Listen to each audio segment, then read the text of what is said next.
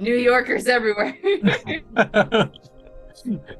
Wait, I got the perfect gift. Oh man, what? That's great. Okay, well, that's where we're at. I have officially started us recording, so welcome back to Dragonlands. Yeah, I'm prepared to start. I always, get like this right before I get into it. I'm like, what am I forgetting? Feels like I'm forgetting something. Maybe not. Forgetting that we all got breastplates? I don't remember that, but find something. Okay, I don't want one. Oh, look who doesn't need a breastplate anymore. New guy's not part of the team. New guy doesn't want to be included. Listen, it's just a lot of extra armor for no reason. Yeah. Barbarians can rage in medium armor. They just can't rage in heavy. I just don't want it. Wow, he doesn't want to be a part of the family. Listen, I have a better You said it constitution in score than a character, dexterity score, so putting on a breastplate would actually reduce my... would probably reduce my AC. Oh, The hell are you talking about an AC, man? We're talking about armor. We're talking about protection. Yeah, my armor class. So, See, it's embedded in my jacket. It's like your stat sewn into your jacket. Okay, You mean you guys don't have stats inside your jacket? That way. Bring me this way. Yes. Hello? Allow? Hello? Allow? What? I guess I like being in the bow box because I'm like centered. Every time you put me in my box, I'm like off to the left. Oh, I'm always off to the left in my box. Are you? Well, yeah, but when I'm in I can- your I'm box, on the right? I don't know. I'm I'm always centered in my box. Well, ain't you special? DM's pet. DM's pet. Yeah, I'm See, now you're purposely going to be offset because he knows about you. For fairness' sake, Malcolm, nudge me a little. Nudge me a little, once. Let me like if I go over here, I'm good, but I'm like literally leaned over to the side right now. Like, look at this. Same, I have to be like right All right, here. now let me go ahead and fix it. Let me. Just fix it already. Malcolm's like, yeah, great job. Putting them in these little squares. It'll certainly make my life easier. Move us to the left. Okay, 2 inches to the left. Okay, a little bit more. A little more. Kind of crooked. Listen, I'm currently downloading an app that'll tell me what celebrity I look like. Very excited. Well, it's not what celebrity you look like, it's what celebrity Tempe looks like. Oh yeah, I guess that's true. Fuck. Oh, I guess Tempe could be. Oh, that's a good question. Oh man. Matthew McConaughey. That would be really good. Tempe now, Dark Tempe is Matthew McConaughey, 1000%. They switch him. 1000%. They recast someone he could. Yeah. Just recast him just because he was he's- originally Owen Wilson, and now he's Please. Yeah, Owen I Wilson like doing it. yoga. Ow. Wow. Wow. Wow. Wow. There we go. This is why Malcolm puts up with us for so long. Oh. We're a Malcolm's bunch just of tuning us out. motherfuckers. Look at him. He's in the zone. He's nudging. He's making micro adjustments. He's like, let him talk. Yeah. Let him get about it. I'm in the middle, guys. Look. Yeah. I hate this, but like a Jeremy Renner. Oh yes, Mm. dude. I could see it, Jeremy. Yeah, that would be really. That's a really good one. That's a really good one. But now I want to know who Sean looks like. That's my goal. You look like yourself. Who was that man you sent me? The one who's like, the reason I don't lose weight is because I don't lose. DJ Khaled. It ain't the first time somebody said that shit. Yeah, man. I love DJ Khaled too. Oh, a lot. Oh, Method Man comes up, dude. It always makes me a black eye. Always. I'm gonna keep my comments to myself. It always does that shit to me, man. Oh, and maybe some weird guys too, man. Google Ooh, knows. man. Malcolm's like, interesting. Interesting. Malcolm's like making a note for his little conspiracy board with the red thread. Wait, how are you scanning your face to see who you look like? I'm using this Starface app. Not sponsored Not sponsored yet. Yeah. yet. I don't know if I want to download anything that's taking Gonna my scan your image. face, yeah. I've been told I look like Josh You upload a Gad. picture. You upload a picture, and then I don't know, dude. I'm not giving them my fucking face. Dude, no. I've been on the internet for like 15 years, dude. They Like, there's got no you way. no matter what. Everybody's But got not me. with my consent. If they've got me, it's been against my consent. I can sue them in a court of law. Comment down below if you've been using That's our faces for AI. Yeah. Oh man. You had your identity stolen this month. Comment down below if you've stolen our identities. Just between Facebook, And if you Instagram, have, and it's YouTube, yours now. You're in debt. every nook, every inch of your face is. Bro, that's what I'm available. saying, dude. As much as I'm on social media, you guys see how much I post on Instagram, Bro, bro. they It got- don't matter. They know where I Your live. NSA agent is where I like, this guy. drive, you know, how many hairs are on my balls. They know all that shit, dude. It's fucking crazy. There's no way. Sorry.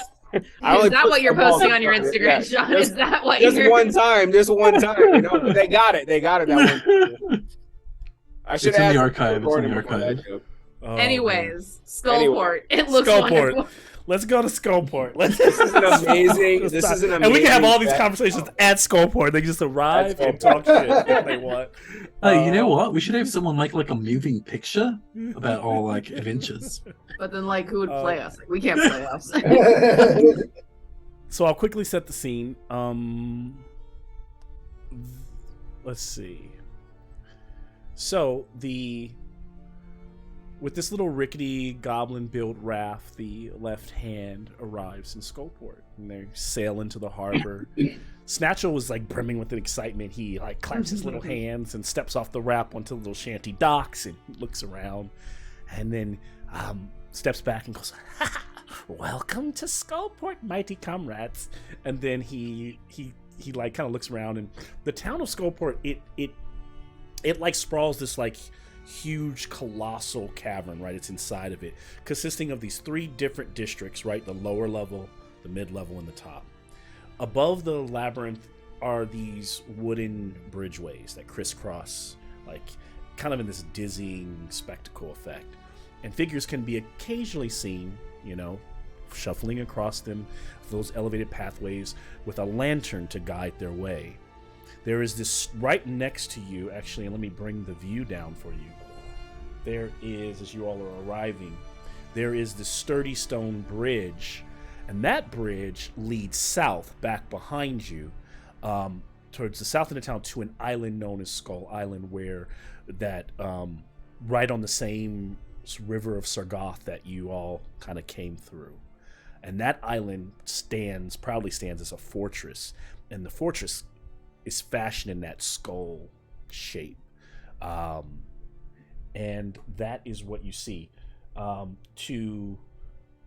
with that, what we'll go ahead and do is open our session with our intro.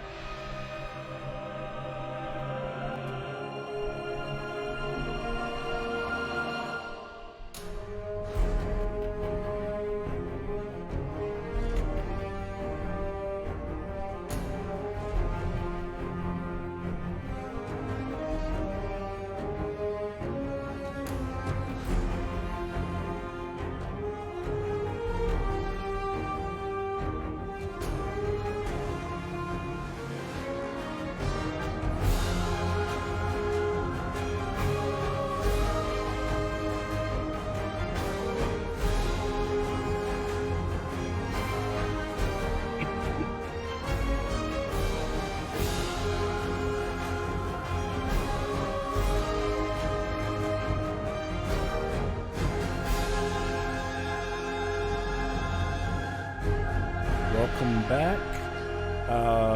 Jameson, for your sake, for Kana's sake, the only reason I haven't changed you is because I feel like Red is still kind of this stand-in character. We haven't decided where we're at on, right? If he becomes permanent, or we also have the body of Machina. So we are kind of in flux there. So that's the reason why you still see Kana, because I think in terms of who is a left hand, Red is aiding the party right now, but I think Kaneth is still the official, closest member of the left hand that you are playing. So that is the thought process behind that. Plus, with how many characters I've been through, I don't expect you to change the opening screen. Yeah, every week it just scrolls through. It just becomes scrolls a Brady all his Bunch, characters Brady like Bunch really screen. quick. It'll just be and Jameson. And so Yes, what I will sorry. say, And a bunch of names roll by. so you all sailed down this river, down the Sargoth River, right? And then brought you to, that's what brought you here, so that you can kind of have a context as you flow through here. And this is the fortress, this giant fortress over here. And you sailed up past here. This is that stone bridge, and then this is where you came to rest. But on these shores are where we find ourselves, on the shores of Skullport. And so that's kind of the map. If you want to be in Legend Keeper, you can use that on the side. I won't always keep it up, but that'll kind of give you some more concrete understandings of like how it's built into this cavern wall. And what I will add before I turn it over to you all is you're kind of getting your grounds in the water, kind of hear the quiet water, still water. You can see this abandoned market, and it's surrounded by closed shops that present a kind of desolate scene with empty fish stands scattered about. And this was probably once a bustling area that now it's just a ghost town. You see a homeless figure that's finding his solace under an old fish barrel, sleeping with a tarp pulled over him. Meanwhile, there's another disheveled figure that's walking down an alley. Kind of hear him like belch, and you hear the clatter, like crash of a glass as he drops a bottle. And as you all step off and pull the mechanical body of Machina onto the ground there, onto the docks there, can I have a perception check from everyone? Oh shit, we're supposed to have dice, aren't we? This. Nah. We just role play the whole time. We can't just roll, but yes, this would be one of those moments where I should probably pull that out, huh? Big 2. Got a 16. Throw those dice away. Jesus. That's all my dice, man. It Man, knows that I have stuff to do. It knows that I have We my need a dice. dice know when I have sponsor. homework. We need a dice sponsor for Cheryl. Well, The GoFundMe. Yeah. Your wizards. Yeah. I'm with the Jameson. I got an 11 too. Oh, I got a 16. Oh, I got a Lay 16. Demetria's body down too next to Machina. That's why she can't see anything. A little seasick. Should drop Machina's body on you.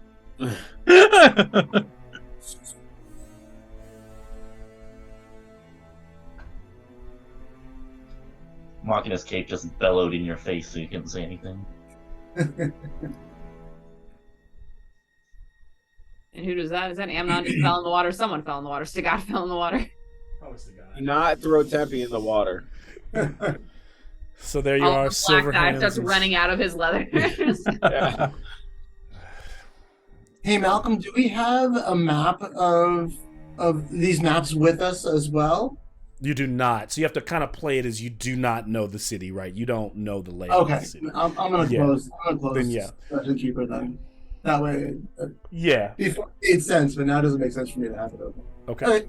Just curious. So you're kind of in that little, fishing dock, a little marketplace.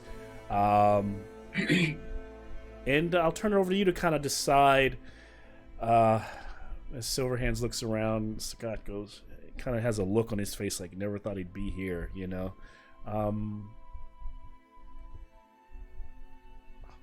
Check in with the party. You all can tell me how they're feeling, what they're deciding to say to each other. Demetria's trying to think of how the hell she's going to tell Obaya what happened to Ravi. Yeah. Amnon's kind of feeling a little ashamed because he kind of started that fight back there when probably maybe could have avoided it, could have, I don't know, so he's just been really awkward on the boat ride and off the boat. Yeah. And the highest perception that I think I heard like 16, 18? Was there anything higher? 16. 16. Both Okay. me and Lex got 16. Okay. So yeah, so everything I've described so far is what you see. that kind of stale sea air from the river that runs from the ocean, probably somewhere out in the Waterdeep Harbor. There's no smell of actual fish here, like fresh fish, just because the market is completely closed. But maybe that old kind of musty scent is still hanging in the air, since there's no. All this is captured in a cavern. Yeah. Few people that you do see kind of cross aisles don't even turn. Everyone seems to be kind of, if you do see someone crossing overhead, they usually stay kind of cloaked and hidden, and kind of people seem to kind of stay to themselves.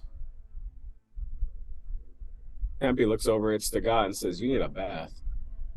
I need a bath. You Actually, you probably both need a bath. Actually, you might fit in better here like that. Stay dirty, stay stinky. Good point. Hashtag stay dirty. Hashtag stay stinky. Stay dirty. I would Can we actually get love a food? bath, Sister God. It's like I would actually really enjoy a bath. But Are you gonna okay, bathe with that helmet on though? I got it. Well, as long as you're not bathing in there with me, you stay in your separate room. I don't want you touching my helmet. Trying to. I really don't think Demetra will mind. Oh my goodness! Wow! And Women's History Month. Oh, hon. Demetra rolled a 2. She doesn't notice that comment. She's looking in the other direction. Oh, it's okay, Sagat. I'm sure Tempe wants to shine your helmet for you. Yeah, I'm sure he does. I'm sure he does. Is that what they're calling it these days? All the millennials at last. Oh no! Amnon will kneel down to. Believe me, if I could get a helmet to use there that would make me as strong as I feel here, I would definitely use it.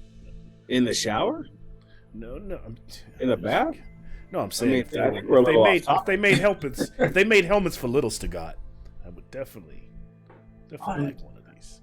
Oh, I think we need. I think so. Why does the guy into the so water? weird? That's a Demetria on her Rocky Talkie texting Kataya. Amnon will. WYD.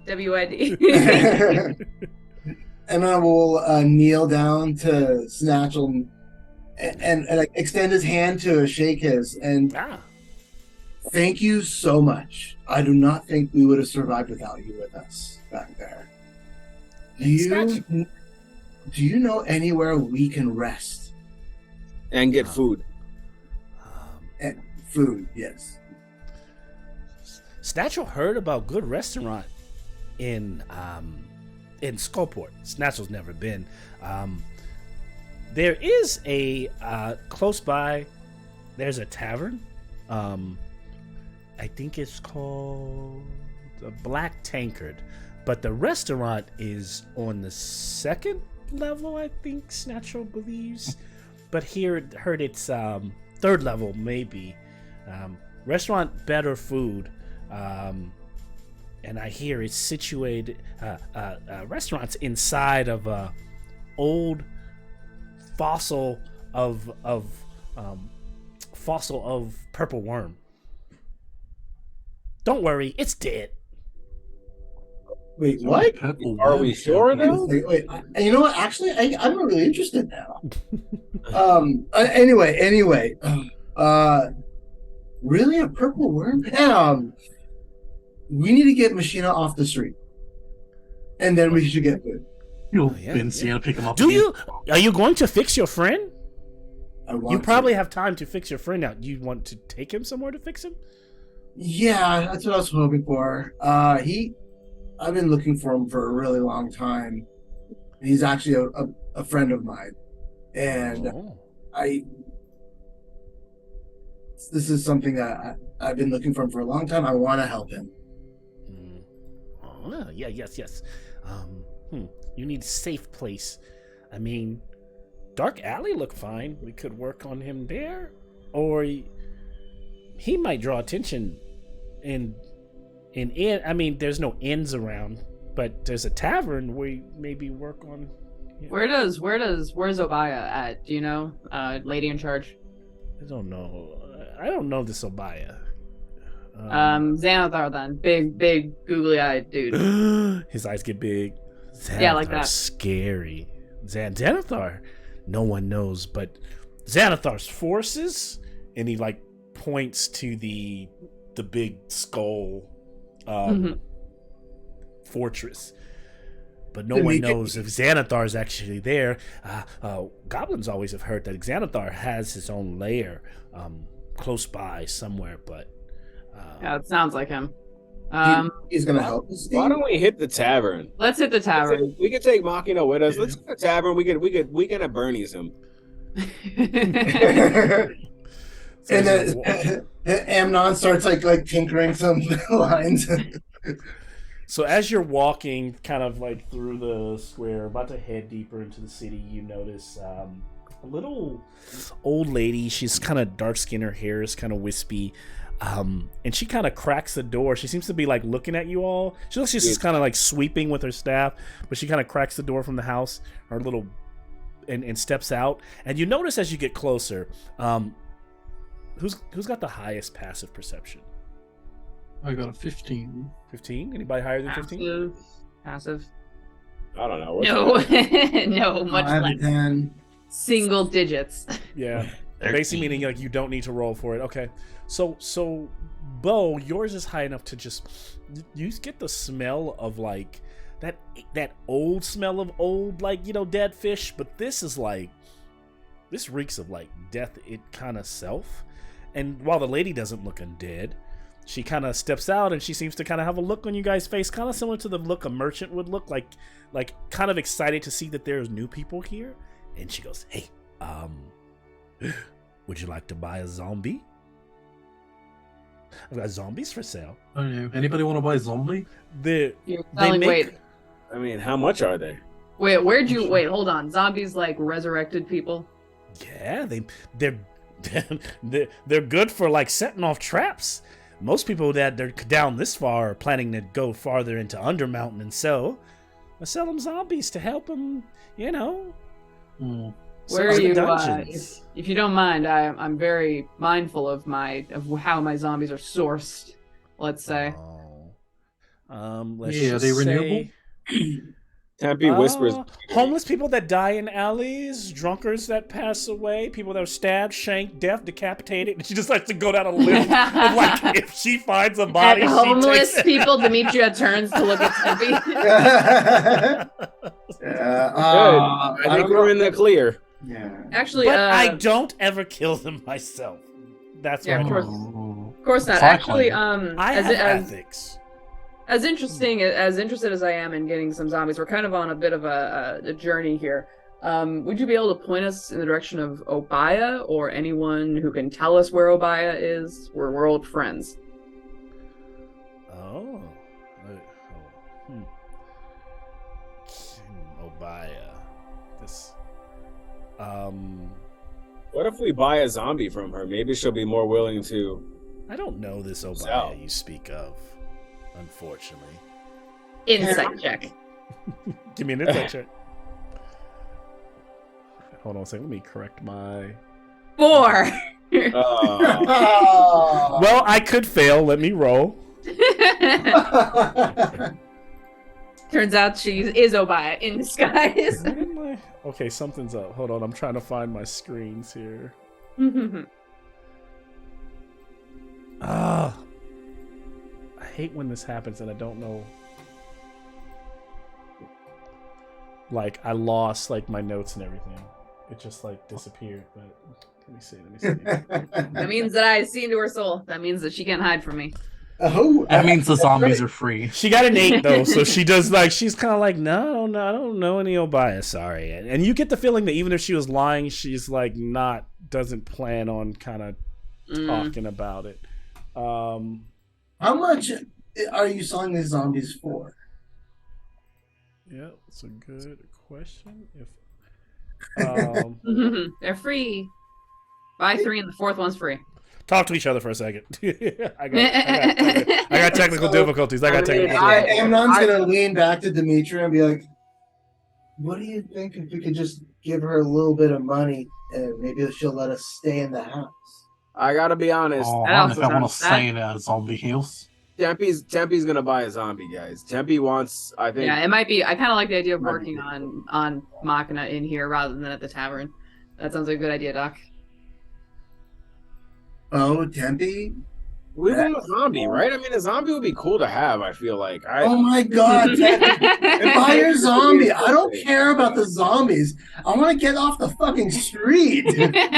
You're about to get a look at her whole fucking stock. I will buy you 2 zombies. I didn't use any gems to willing make to this help us if smaller. we buy some zombies. Amnon has Let's- had it. Amnon let's has had it. Let's Amnon's support over it. small business, and I think she'll be more apt to help us. I'm just saying. Oh, when you put it that way, that If is you like really want to be Right? helpful, Support small business, guys. if she wants about 30 goblin corpses for zombies, they're upstairs. Well, hold on. That's too far, and they're upstairs and they're very far tracked back. So she's like, yeah. if you were to describe it, she's like, no, I'm not going back there for all of that. I'll say But they're small and portable. You can sell them in bunches. No, hold on. Can I get a bushel of zombies, please? How many is a bushel? I don't know. Do you Probably the like 10, areas right? A necromancer's dozen. Yeah, a necromancer's dozen. You get 13 zombie goblins, man, for like a real good price.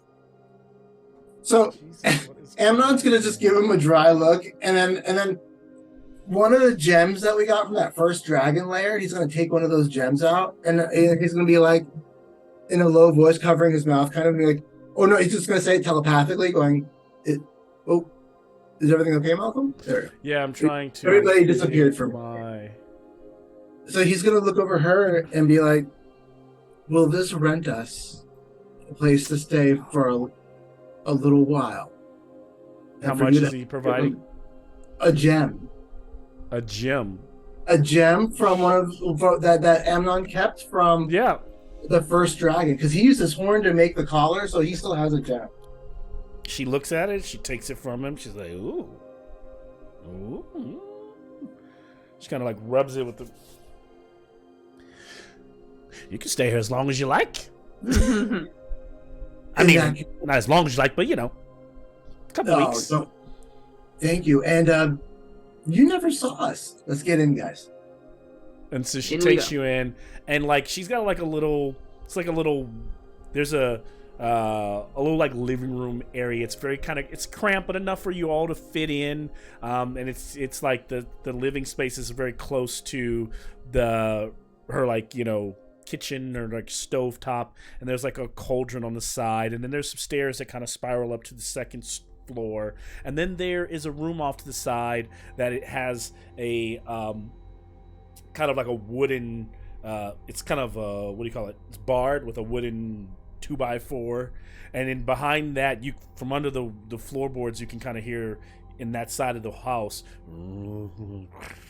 and you can hear the zombies constantly shuffling, and it says keep out and caution and all that on the doors. They are they're one. She charges 1 silver a piece for a zombie. For zombie? Yeah, Ben, I'm pretty sure I went ahead and just paid for as many zombies as you'd like. So go ahead and take your pick. I'm gonna go ahead and put machine on the table here. Well, no, she goes, you've paid for a stay. You have not paid for zombies, sir. But I'll give you a zombie. I'll give you a zombie on the house, at least one. Oh yeah, dude. We definitely need a zombie. That's fine. Thank you so much. So what's this chick's name? Her name is can't see it. So all right, I need 5 minutes because like everything's like off on my end. Okay. Malcolm, why did you Nancy break the necromancer? What? I don't know what happened. I broke something. Nancy the necromancer. And I would just give her a name, but I want to make sure I'm like right so that I Don't fake it. Don't fake it. Yeah. Well, you know what? Actually, I think we can take this into a different. Bo, So you guys what have did a moment where you are like, the thing, it shows that like everything that I have open is still there, but like when I try to click it, I don't see it on screen. I don't see it anywhere on my screens. So like I'm trying to understand where everything went. All right, well, Bo, would you mind Like, laying? I can't access my music. I can't access. Oh yeah. You okay? Yeah. Oh, damn. Let's see. Would you mind helping me with this too? And then I'm just gonna start opening Machina's head a little bit. Start working on it, and then I'm gonna be like, "Oh, and supplies are part of this deal as well. Snatch, I'd like you to work with Snatchel and my peer, and then I'm gonna have Axel polymorph from the snake to a decent sized goblin that could fit in here. I thought that maybe Axel can help Snatchel and our gracious host get us some food, some drinks. Snatchel. You're a little busboy, Snatchel. Go hit up the tavern. Get our All right. DoorDash pickup. Are you gonna send Snatchel on his own to the tavern? No, he's No. going with Axel. I'll And do I that. want him to go with the host as well. I asked the host that because part of the deal was the host would help us with supplies. Okay.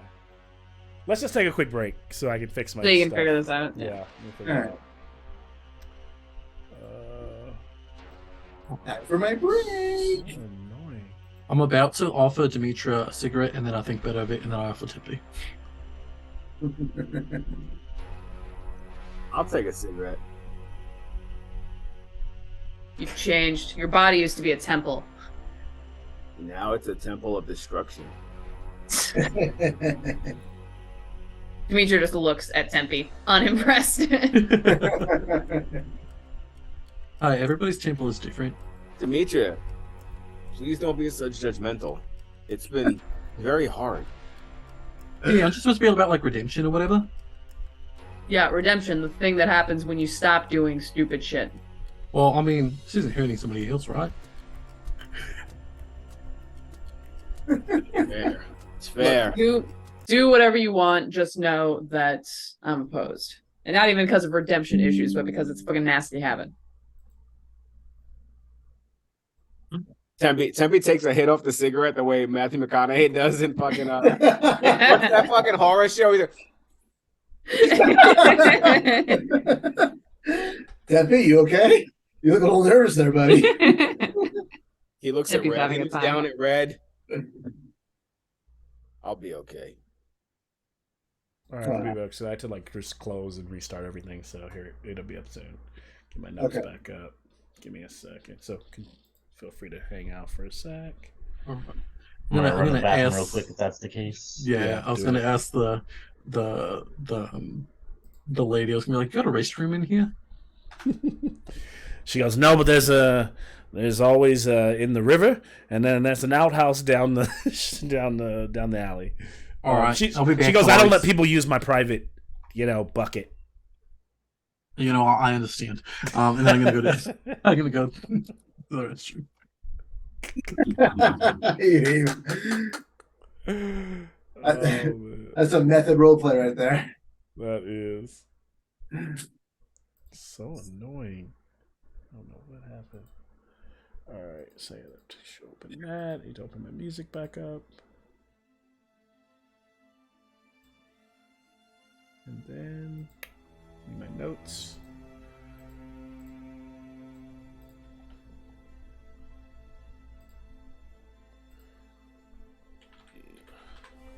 Keeper.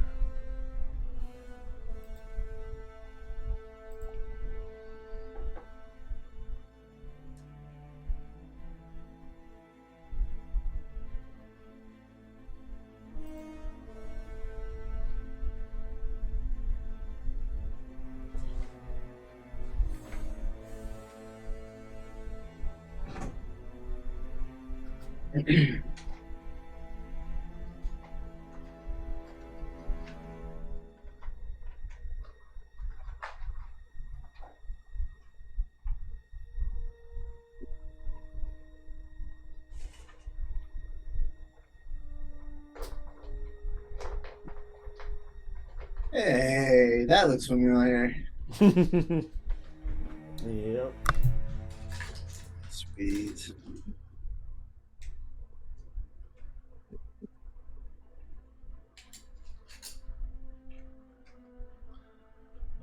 Zombies that are behind that door.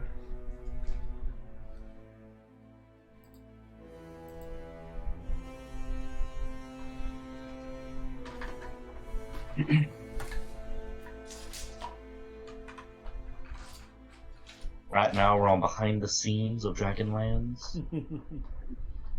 Here in the green room where we all hang out in between takes. Little tiny This video is director's only for our chairs. Patreon subscribers. Behind the scenes of making the game. Press room, the press room. This is where Malcolm brings out the model that was 3D printed so professionally done. Look at that. We're actually all in the same Gorgeous. studios. We just have different green screen backgrounds.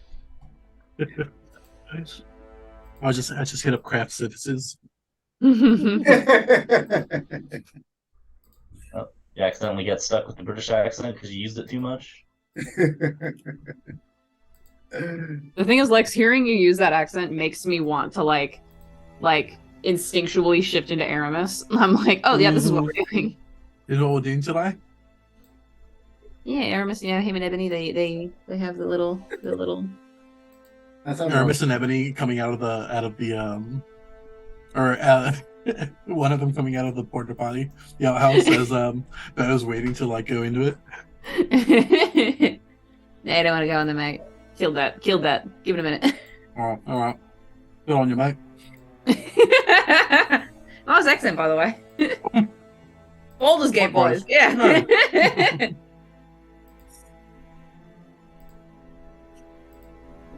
So stupid.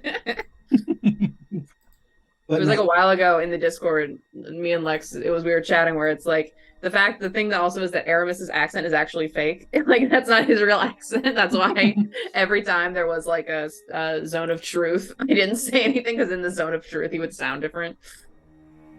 And then, what was it? It was that he like met Bo and he was like, I really like that accent. Like, go ahead and give that a go. I did an improv class. Hey, didn't you go to the same? Hey, weren't we in that improv class in community college? Oh yeah, I remember that. Yeah. Didn't you used to like not talk like this? I know what you're talking about, mate. Wow. During New Zealand. I mean, actually, yeah, it would be AAPI. Wow. Yeah, that's really interesting. Your memory, he's like gaslights him. Your memory must not be. I don't know what you think. You think about someone else, you know. There was this blonde human guy, maybe you're thinking of, kind of looks like me. Humanress. No, you're thinking of my brother Baramus. Baramus. Yeah, I remember that guy. That's a joke we need to bring back. Is Baramus brother of Aramis?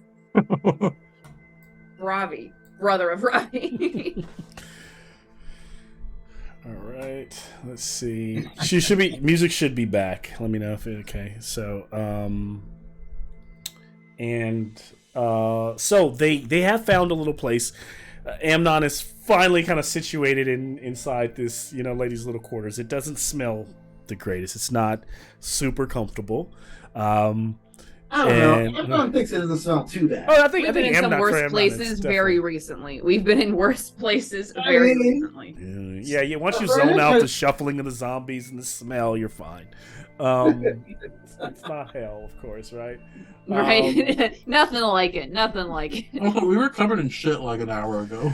And we're still covered in shit. Oh yeah, she's I don't know like, if all of us covered in shit. she's got a treat. She hasn't even like picked up on it. She's almost like it's like cologne like you guys are wearing. It's perfume. Quite fine. Amnon was right. We blend in. Amnon was right. We blend in like this. Oh, the goblin. Oh, the goblin. Oh, the goblin. Oh, the gobbo. The goblin. I can't wait to see the commercial. And this week we have partnered with Scentbird to create our own line of left-handed Thank you. perfumes. It's just musk. That's all it is. The only note. That's the subtitle. It's just musk. We think. So, yeah, Snatch is a little scared to go get food, but Machina's body's kind of splayed out on the floor, and for the first time, you've been kind of resting, even though you've been kind of traveling. I don't want Snatchel to go alone to get I'll- food. I'll go I'll- with him I'll- to get food. And you I'll did go get with- you did get a short rest. Everyone got a short rest. I'm going to get food too. As I'm coming back from the restroom, I see everyone leaving. I'm like, oh, I'm gonna go feed you. Is Wait, everyone are we just leaving? We can't all just leave Amnon behind. Someone's got to stay behind with Amnon. If you guys want to go get food, I'll stay with Amnon. I'm going to get food. I'm gonna go with you, B. I mean, if there's dessert, give me some dessert. Nothing with Fine. cream cheese though. So Amnon, what are you doing? You look while like you've been you itching look like to a get this strawberry kind of brain pissing, in? right? That's player Um, knowledge, Lex. I know what you're talking about. I don't know. Either that, or he's just being offensive, or he's just being offensive because you're red. Wow, because I'm red. Wow, because I'm red. Hold on, Malcolm. I want to hear this first. Listen, I don't know. You know, sometimes it's just like I like blueberry. It's not. So basically, Amnon will just feel around Machina's head, trying to like just remember everything he can when he had Machina in the House of Spirits, and just try. Oh, here we go. Oh no. Oh wow, Malcolm. Ooh, wow. Dang! Oh, is this the episode where we shrink down and we go into his head? Yeah. I wish I would be. Can we please do that? That'd be amazing. Oh, look, Malcolm's imposed over that. I love that. A school bus appears outside, and this woman with the red hair. I'm so in for that campaign. Oh, like a magic school bus campaign. Magic school bus, kids on bikes, like a dark, gritty magic school bus. We could do that. I'm Please, down. give I'm it here to for me, it. Give it to me. I'm down. Anyways, So while Timpy and Bo are talking about going to this tavern to get food, and Little Snatchel's like, "I'll go with you," kind of deal. They're still preparing. Amnon's pulling off the top, that helmet-sized top of Machina's head, and what he sees, and then you all see at this moment. I think you all have kind of seen it, but never had a really good chance to peer inside. If you're looking down at the top of the cranium, this is what you see, right? The top of the cranium open. These are where the eyes are. And then you have the brain that you're holding in your hand here. And then on the top of the brain are this like pattern of colored lights. They kind of little electrodes that look like they should light up. But of course, right now they are not blinking. They're literally dormant. And this probably would be best for you, Amnon, to go into Legend Keeper and click into so that you can kind of fit around and look at it. But from deciphering, even without you rolling, by taking the time that you have had, right, with the brain and quickly connecting, you start to see some color patterns, right? And so you start to decipher where certain things are. So you have like your CPU sockets inside the brain. You have these green wires that seem to connect to the eyes. You have this purple motor control wires that connect to the center of the brain. You have this yellow grounding area, and then you also have this blue power port. And then you have corresponding aspects to this on the brain, such as a power button that's blue, a vocal box, what you think is the vocal box port that's orange. Again, that yellow ground, the green eye wire port where the eyes connect, the motor control port, and also the CPU pins.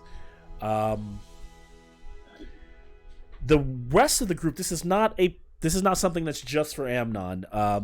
Amnon can request the aid of his friends, but if his friends are leaving to go get drinks, they won't be able to help. As you guys are at the door and you turn back, you see what Amnon's dealing with. I don't know if you Demetria's holding the Mace of Disruption like a flashlight. Like a light over the...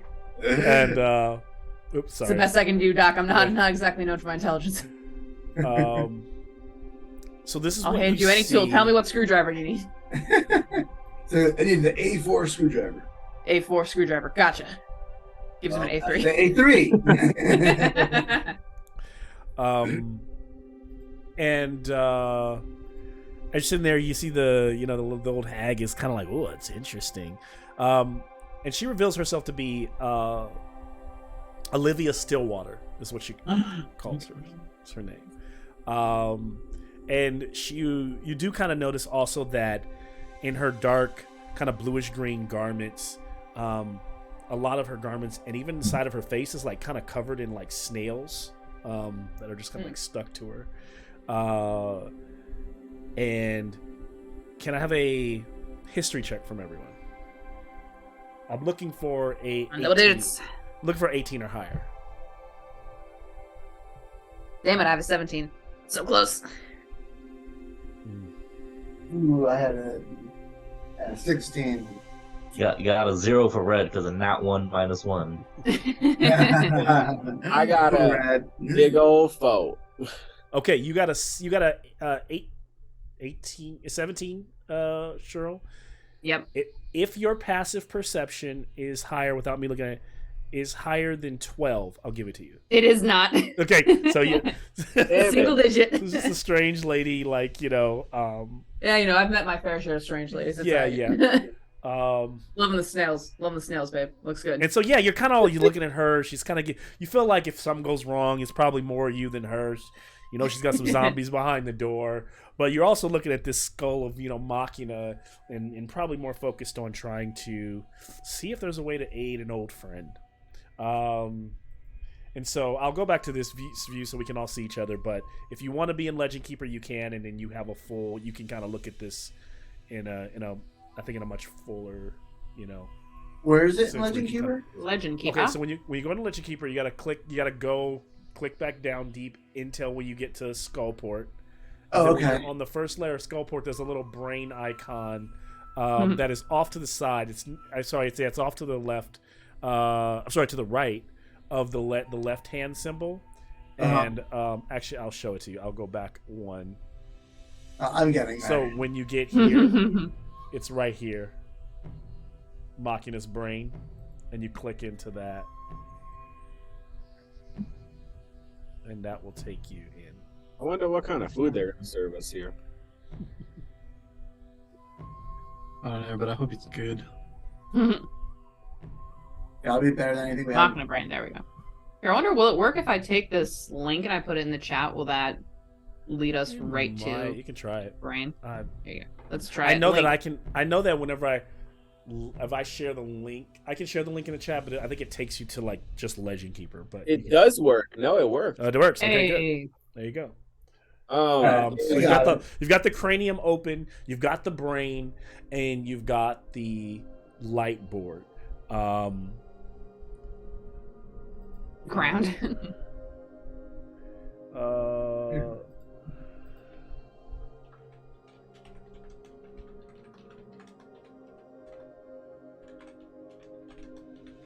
I appreciate that we have to be careful to connect ground on Machina's brain. this is like a operation. Ground is usually the most important part of any electrical system. That's I learned that because I did a joke on my mom that she did not appreciate because I was installing a ceiling light for her, and she told me she like turned the electricity off. When we tested it, she has like a little tester to make sure it was off, and then she was like, "All right, but you know, no funny business." I'm like, "Oh yeah, no funny business," and she was not amused at all. Love you, Mom. Shout out, Mom. It's amazing. Shout out to Cheryl's mom. Number one in the hood.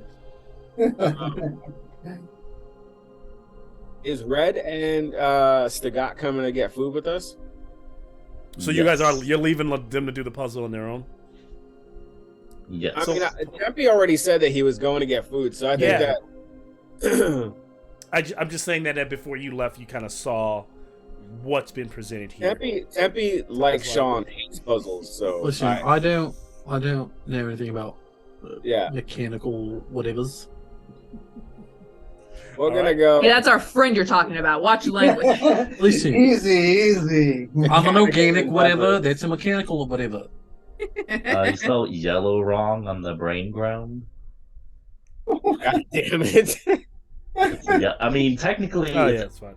it's phonetically correct. The W got erased at the time. Everybody knows it's yellow. It's yellow. It's yellows. Yellow. I mean, Yellow. It's literally a fictional brain, so it could be called whatever. I mean, he also made the ground yellow, which is supposed to be green, Malcolm. Well, No, the yellow on the brown. Mechanical History Month. This is the last Right. time Malcolm does anything with colors for sure. He's like, fuck Well, what color is power supposed to be? The last time I do a puzzle for you guys. yeah. Fuck I your- love puzzles. Let's solve this puzzle, Ohan, you and me. Yeah. Yeah. While the rest of us go and eat and drink. This is Yeah, well, you guys do the I DoorDash know, run while yeah. you guys do the food run. Malcolm brought the puzzle, and I was like, I fucked up. Let's leave these nerds. Yeah. I mean, It's very fun. I'm gonna pull like Tempe a little bit ahead of everyone else and be like, so you and Sakata is. Well, I was gonna allow some like wisdom checks and stuff. Wait, what'd he say? But now that half the group is gone, you guys are on your own. So walking over and entering the tavern, Stagat does go with you all. As you know, Amnon and Dimitri are looking over this thing. You all enter this dark, seedy little tavern that Snatchel takes you to, and it appears it's very small, and they you'd only notice there's only a few patrons in there. It's kind of like kind of feels like a dive bar. There's no music, there's no bard playing, just kind of people sulking over drinks. It's even kind of cold. There's even no fireplace. And as you walk in, you do know on either side of you, standing in corners in the darkness of the room, are two minotaurs, just kind of brooding. And then from above the ceiling, like where a chandelier would be, there is one of those things you would call a spectator. You remember them going way back when you were in the sewers. A very small version of Xanathar, a little tiny beholder.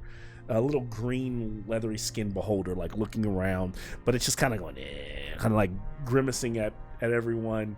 And you get the feeling that those are the guards, those are the muscle. And then there's a small little bar, and a purple-skinned, gray-skinned Dagar dwarf, kind of wiping some mugs. That's what you see. He doesn't welcome you, doesn't say, hey, how's it going? You would like a drink? Just kind of doesn't even look up as the door opens. Really, I would Tempe be like, oh, I love when they don't welcome us. I love when they don't talk to us. This is my favorite kind of place already. I don't even know we're here. Alright, so I wanted to ask, so you and that Stagat guy, is there like a thing going on with you, or? Oh, no, I mean, look at that guy without the helmet. Well, I don't know. I mean, we all have to. Stagat like puts his helmet like on his heart, like he steps in and he's like, even though like the little side is like eaten up, he's like kind of looking around. I mean, that could have been a thing. I don't know about so much anymore, though. Plus, my focus is more on the better things in life, food and drink. I mean, sure, but it's always nice to have someone to share it with, you know? You guys gonna stand around talking all day? You're gonna drink something. I got time for people don't come in here and don't spend money. Well, what do you have to drink, you know? Yeah, I got this, it's my alcoholic, it's my stuff. Here, it's moonshine. No. You gotta, and it's like, there's only one barrel, like it's like one barrel, it all has the same, just says swill on it. He just kind of pours a glass, like puts the number of you. Fantastic. That's it, ain't no options, it is what it is, and that's 2 silver pieces per drink.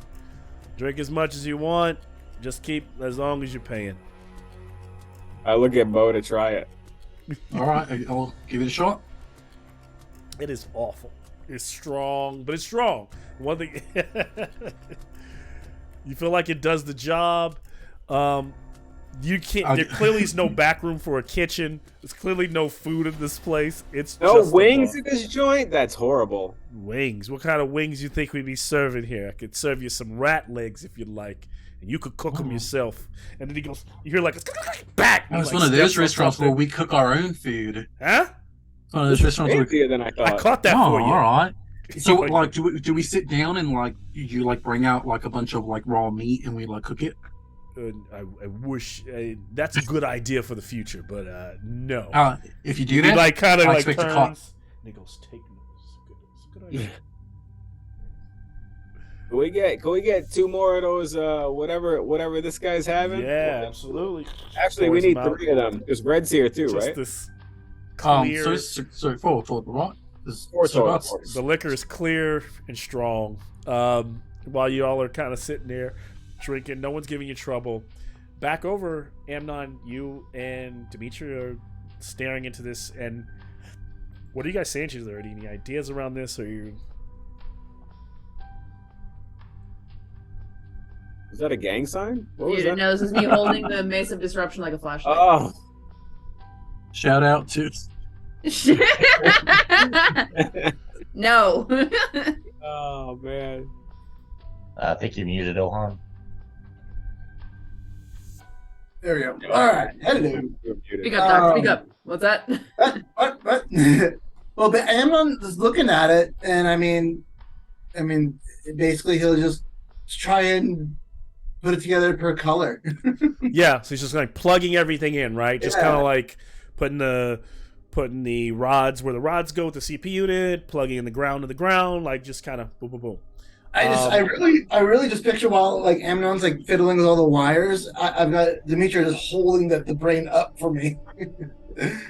Whenever like a zombie shuffles closer, she's like, "No, fuck, it's fuck out." As you're doing this, Amnon, what's the order that you're plugging everything in? Oh, Or what order do you plug everything in? okay. The first, so let me think. I'm trying to get back Is to the light board? So the light board is that we're seeing it laid out. The orientation when you're like facing it, like when like the eyes are in front. The light looking board is at on it- the top of the brain. So if you're holding the brain, looking down on top of it, it has little lights on the top. Okay. Okay. Okay. So like, So the first thing that I would plug in is the ground, because the ground essentially would protect any static electricity we put into the system. okay. The next thing you'd want to plug in is the CPU, because I mean the worst thing that happens is the CPU goes, oh, there's nothing else plugged in.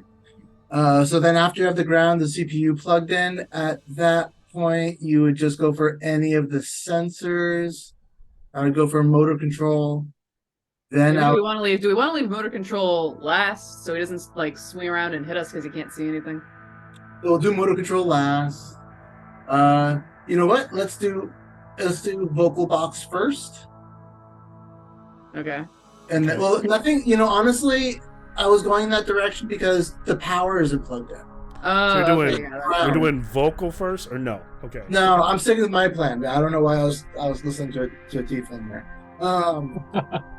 It's So wasn't I'm gonna me. continue Wow. on. Great. I'm tiefling. During tiefling. What a Okay. Vernus History Month. Like, History month. Wow. Okay. how you gonna just So discriminate? ground, Take a CPU, shot every time. motor, vocal. Once that's in, I plug in the power last. Okay.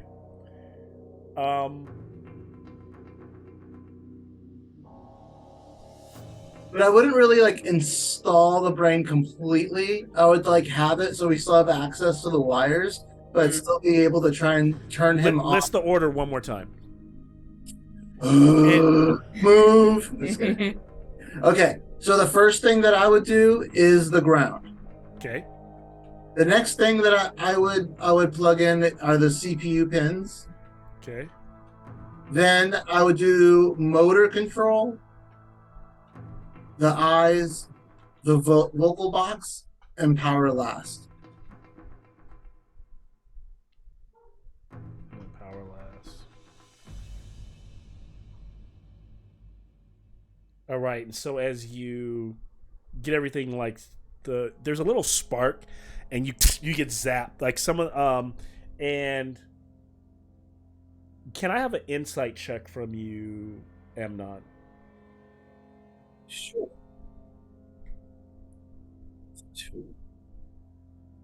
I'm holding this thing, so it better not try and attack me, Doc. I rolled an 11. Amnon loses 1 hit point, and Ooh. just one. Oh, and ooh. from the little He's zap. dying. Damn.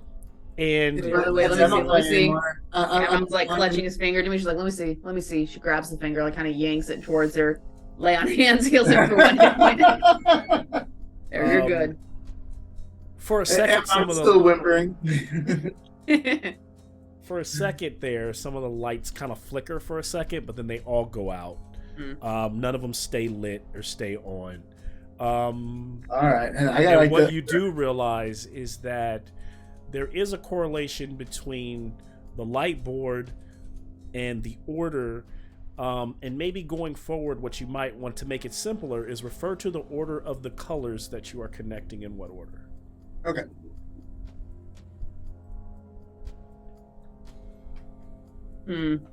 Okay, so Like, wait, because hold up, it looks like colors. Because there's red, orange, yellow, green, purple, blue.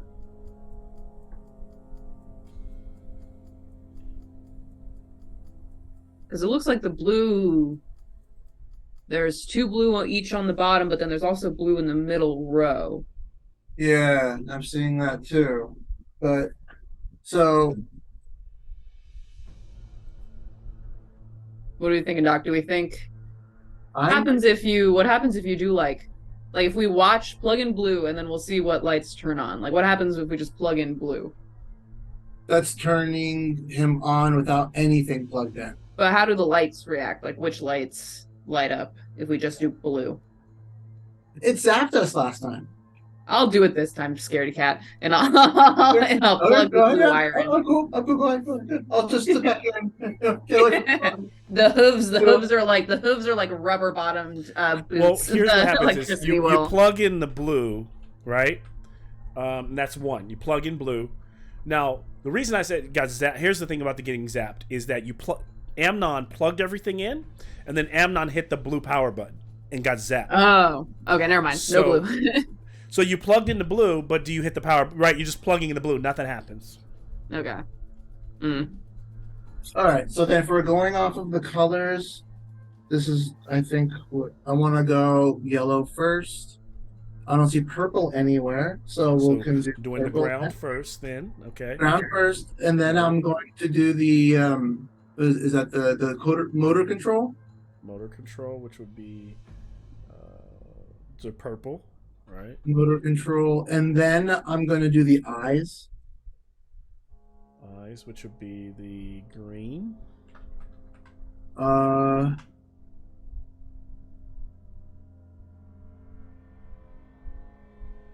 The red is going to be the hardest part for us right now. We have 3 colors to choose from in the second row. Yeah. 1, 2. Oh. Wait, hold up. What's up? Because it's 1 purple, 2 yellows, 3 reds, 4 oranges, and 6 blues. So maybe if we go up the number. Con saves from Bo, Sean, and Stigall. They're all getting food poisoning at the taco. This shit is so strong. It's a con save 20. Dirty, you gotta get 20 or higher.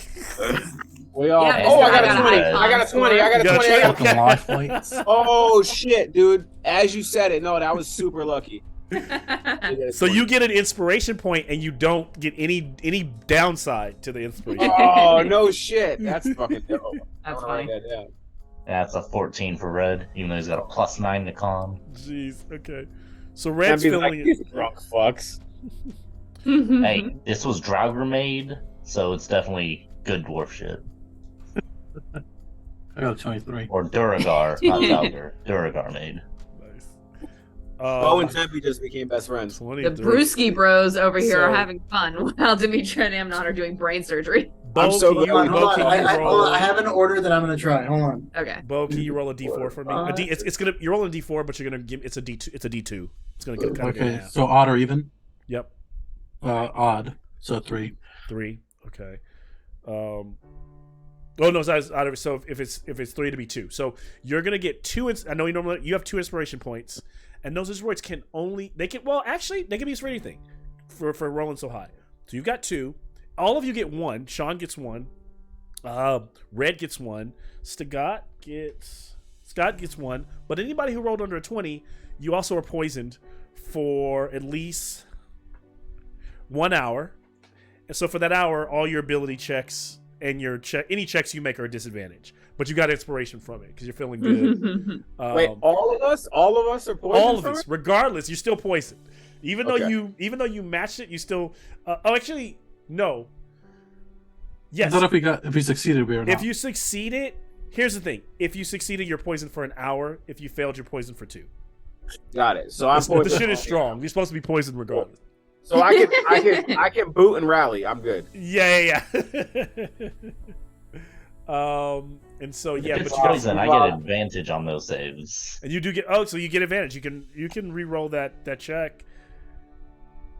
Dirty 20. Okay, so then you only take the 1 hour, just kind of feeling it, right? And but overall, and you get the can you roll a d? Actually, you got a 20. You got a dirty 20, so you just match. So you just got 1 inspiration as well. So yeah, so you're good. You cut it back by an hour.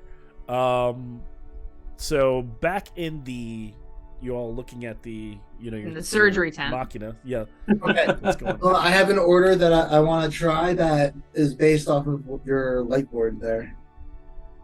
So I'm gonna try this out, and then I'm gonna step back behind the wall, and then you push the power button.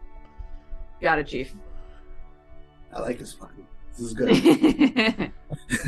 Okay, so I'm gonna do the motor control first, and then I'm gonna do the ground, and then I'm gonna do the CPU, and then I'm gonna do motor control first, which is gonna be purple, right? Okay, you want to do colors or you want to do what they're labeled as? It's easier if you just do colors because then we know like it's. I have that. Okay, so then it's gonna be purple. Yep. Yellow. Okay. Red. Okay. Green.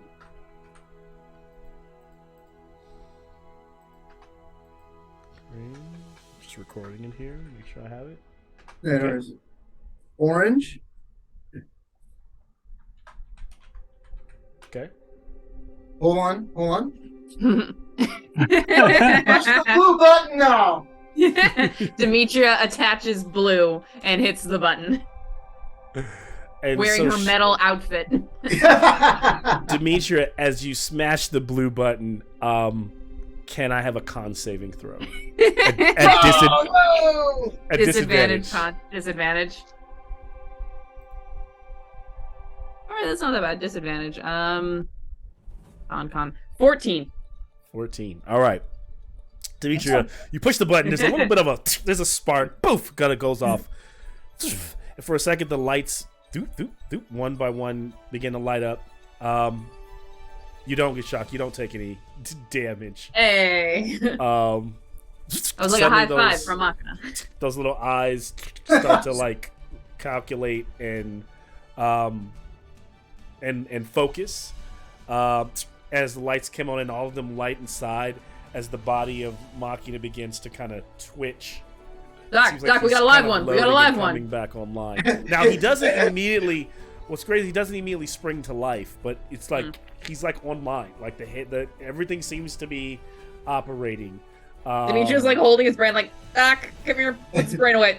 I don't know what to do. Amnon pokes his head out, eating his hand. What? Okay, Amnon just slides in and then helps he put the brain in. This is suddenly way grosser now that he's twitching. Well, I think he's moving. His sword is still on his back, and then Amnon just secures the brain in, just so that way Dimitri can let go. And then at this point, I think Amnon the voice box starts. All right, Dimitri, you can let go now. All right, she like lets go. And then Amnon's gonna sit Machina up. And then you sit him up, and then as you like kind of prop him against the wall, just kind of like moves for a second, his body, and then powers back down. And what you do see is that his eyes are like blinking online, like they're charging, and they're slowly getting like wider. But he is. His eyes have the color of the PlayStation 4 controller when you're charging it. You get the feeling he's in reboot mode. All right. So Amnon then just looks at him and goes, We need the Wi-Fi password. Also, I'm wondering how you were holding his brain. That means the CPU sockets weren't plugged in. That was the wires, long wires. Those aren't wires; those are actual pins. Pins attached to wires. We angled It's it. fantasy. We're in Dungeons and Yeah. Dragons. What do you mean how he was holding his brain? Because you'd have to angle it. You'd have to put it into the straight down. The pins would go straight into the sockets, right? Yep. And with the pins in, you no longer have access to the underside. So what are you saying? Oh, well, he's just saying that we have to connect the red in the middle of the sequence. So, per the puzzle, it wouldn't make sense because of what you called the connection to the sockets. But I just thought it would be funny if in the picture there are wires, though. Look, they're hanging down from the brain. But the sequence is in order, correct, Jameson? Yep, it was the correct order. I'm just saying, flavor-wise, you have to plug in the motor controls first because that's underneath completely. Mm-hmm. And then the grounding wire or the grounding pole was also a guiding pole, so everything lines up properly. Mm-hmm. And then you push it down into the cranium fully, which pushes the pins in, and then you plug in the eyes, then the mouth, and then the power switch was more of a kind of a push switch, not a button. So you shift it down, it plugs it in and turns it on at once. I just assumed that would be into place. way too difficult to describe without the actual physical component of it. So I just thought the order was all they needed. I know the order is important. Yeah, that's why it was more when they describe the order. You can describe how it's getting put in. How it's being put in, right? Yeah. Which I think if in that way they'd probably be here for another 30 minutes doing it. But to be fair, for the motor control specifically, it would have become more obvious that was the first step, because after he described putting anything in first, the correction would be like, you can no longer access those motor control wires. Oh, interesting. Yeah. Yeah, well, Amnon also has magic, which can solve almost any problem, as we learned. I'll just leave that there. Otherwise, maybe he used Axel to shrink down to a small animal to connect those pins. Interesting. So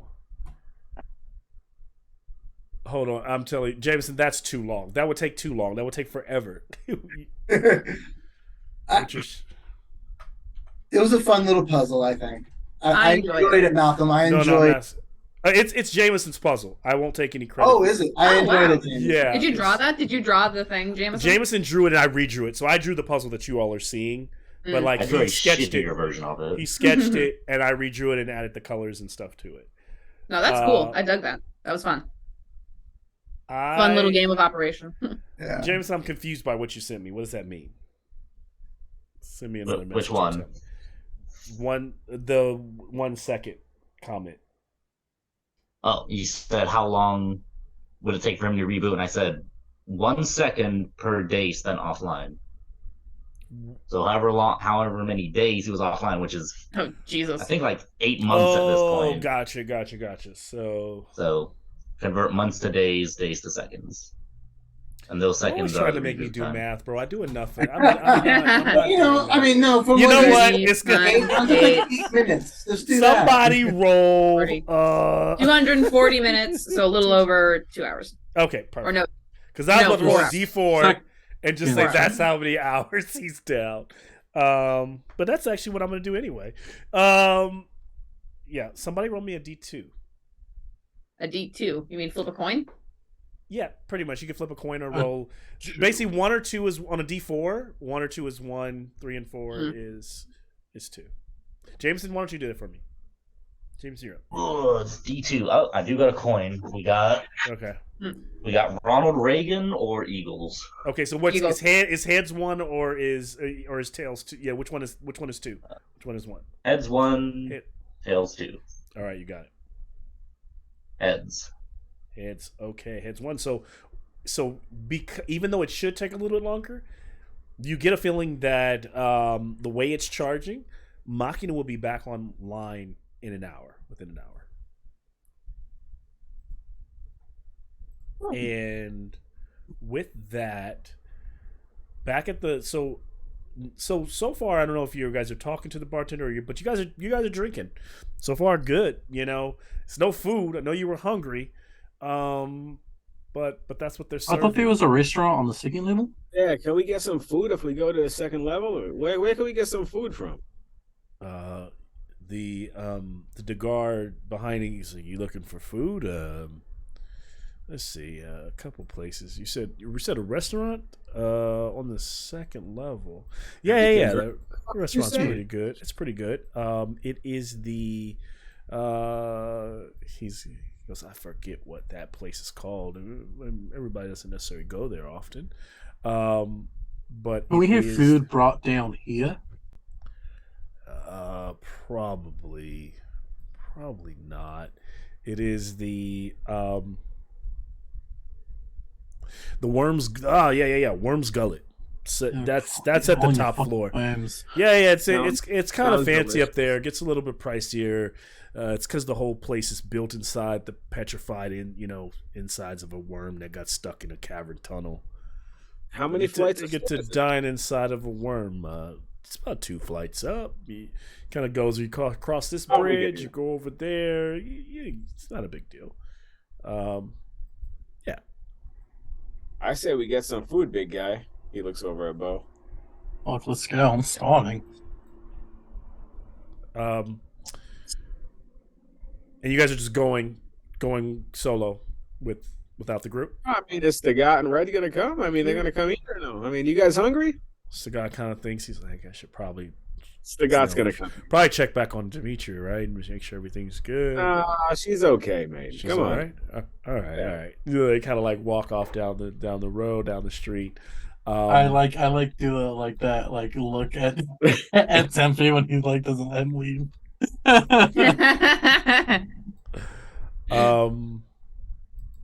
As you travel to, because the as you start to go up the levels and walk down these like dark alleys and side streets and different little squares of this place, and we're drunk and singing songs. Yeah. You're trying to navigate, so let me get a nature feels weird, but I think that's what it is in your surroundings. And yeah, get a nature check from all of you. Nature. Fucking shit! I'm gonna use one of my inspirations. Nat 20 from Nat 1 to a Nat 20. Oh, I got a 3. So jeez. Yeah. We stumble into a bias place. Songs here. 10. 10. All right. And so Red, you guys are all just kind of at this point you're kind of like chuckling and laughing, and I imagine kind of singing to each other as you as you walk through the streets, and at some point you get to the second level and you kind of see all these weird little shops and go across a couple of little taverns, and you're going the right way. You even find a couple little signs that keep that say like that list off such and such this way, such as that way, so the Worm's Gullet this way, and you suddenly a figure steps out of the shadows and grabs Timpy. I punch him by the arm. Nice. Go for the punch. Give me an unarmed strike. All right. Oh, that's not gonna be good. Hold on. What's my unarmed look like? Oh, that might not be bad. 17. So you see, he like kind of like tries to block, but and he like staggers back, falls into a bunch of barrels. You can see that he was kind of going to defend it, and he's like, "Oh, shit! You're quicker than ever. Give you that." And you notice that the voice is familiar. All right. I was just fucking with you. I wanted to. you've gotten good. You've gotten way better than we. Even though I've never fought you, I probably shouldn't have done that. But you look down, and as this kind of cloak, like the hood comes off of the figure, you're kind of drunk, Tempe, and both Red and Bo don't know this guy, so they're like grabbing their weapons. I have right? my glaive out pointed at him. I'm a Harper. He like pulls out his Harper like badge. Calm down. We met at the theater. He puts a hand up. He puts a hand up. Oh, you're It's a me. Harper. I was Mert. about to cast a fireball. Friends, it's come a long way since the theater. I don't know the other two figures, but I know you, Tempe, right? And so this is the Harper Connect that you all met back in when you did go to the show. Yeah. In Waterdeep. The guy who really hesitated before saying we were nice and good. Yes. Yeah. And here we are, just confirming. And here we are, just haven't punching him in the changed a bit. face, just in a back alley. Hell didn't It's- change us. We changed hell. That's right. Listen, and as he looks up, he goes, "I can see why you punched me." And as a bit of one of the lanterns, the light hits his face, you can see that half his face is kind of gruesomely burned.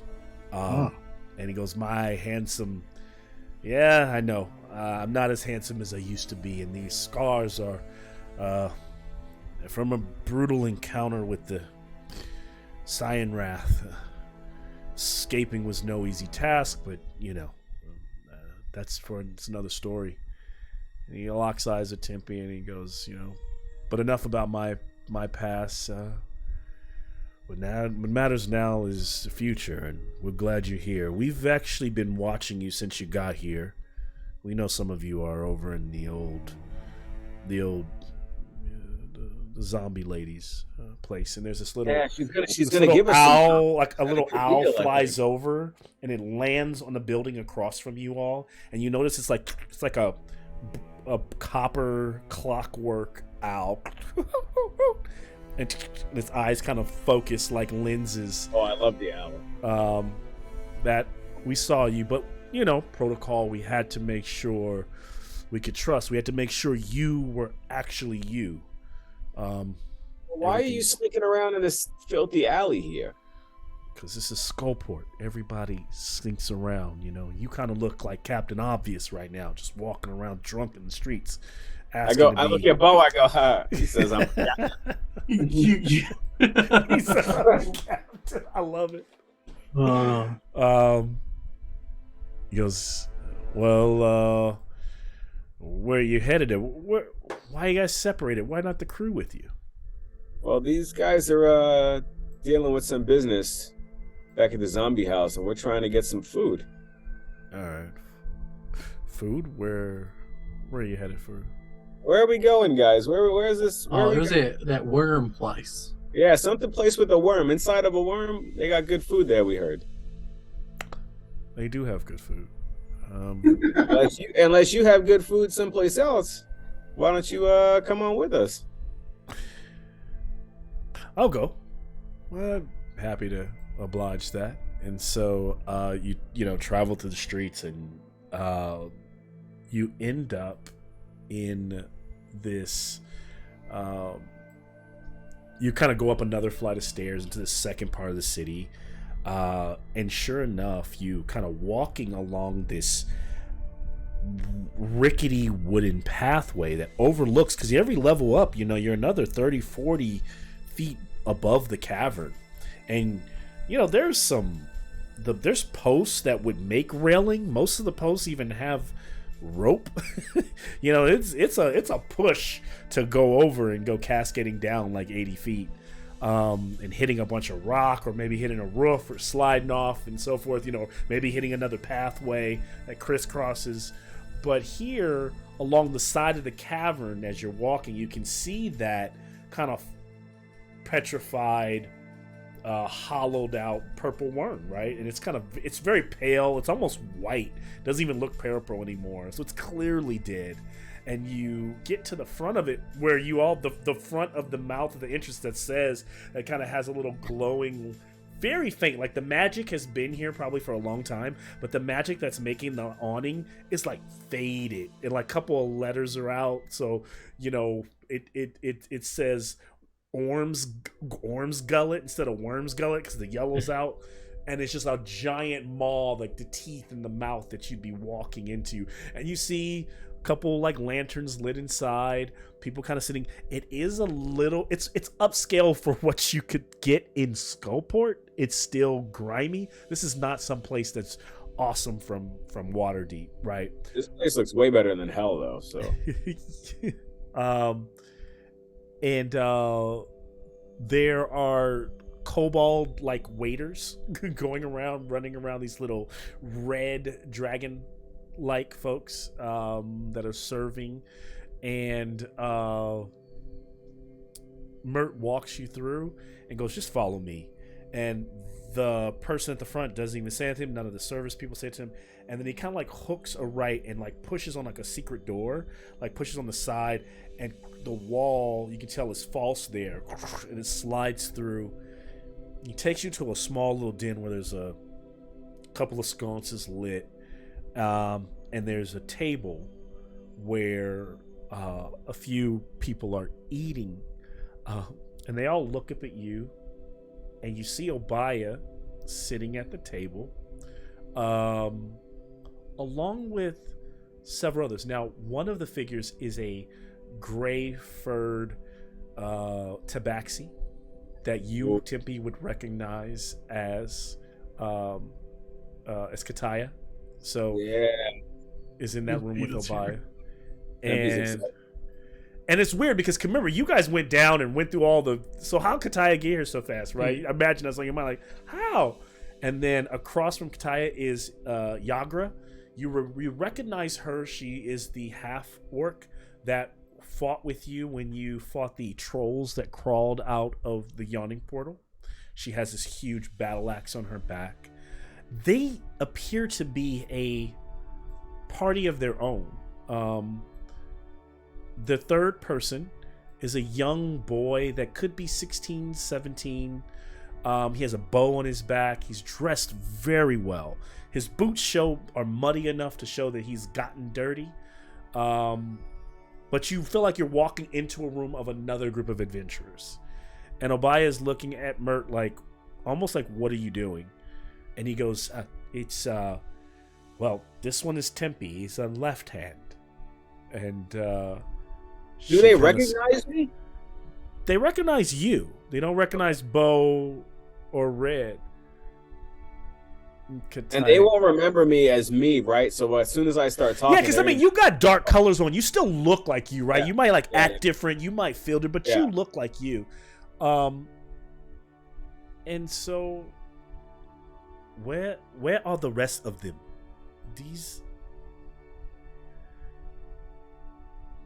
Where are your friends? And then Mert kind of goes, oh, they're with the zombie lady, and she's like. Tempe pulls out a chair and sits down immediately, like at the table with them. Like he thinks like this is like he thinks this is super cool, and he's just like he walks in. He's like he clearly knows them, even though they don't know the new him. So he sits down at the table. He goes, "Hey, we've been coming to look for you guys anyway. So it looks like Dimitri and Amnon and these guys are gonna have to come meet up with us because we found who we're looking for." This is fine. We can. I am just finishing up my food, but you can get some food to go. Because we have a meeting important in the on Skull Island.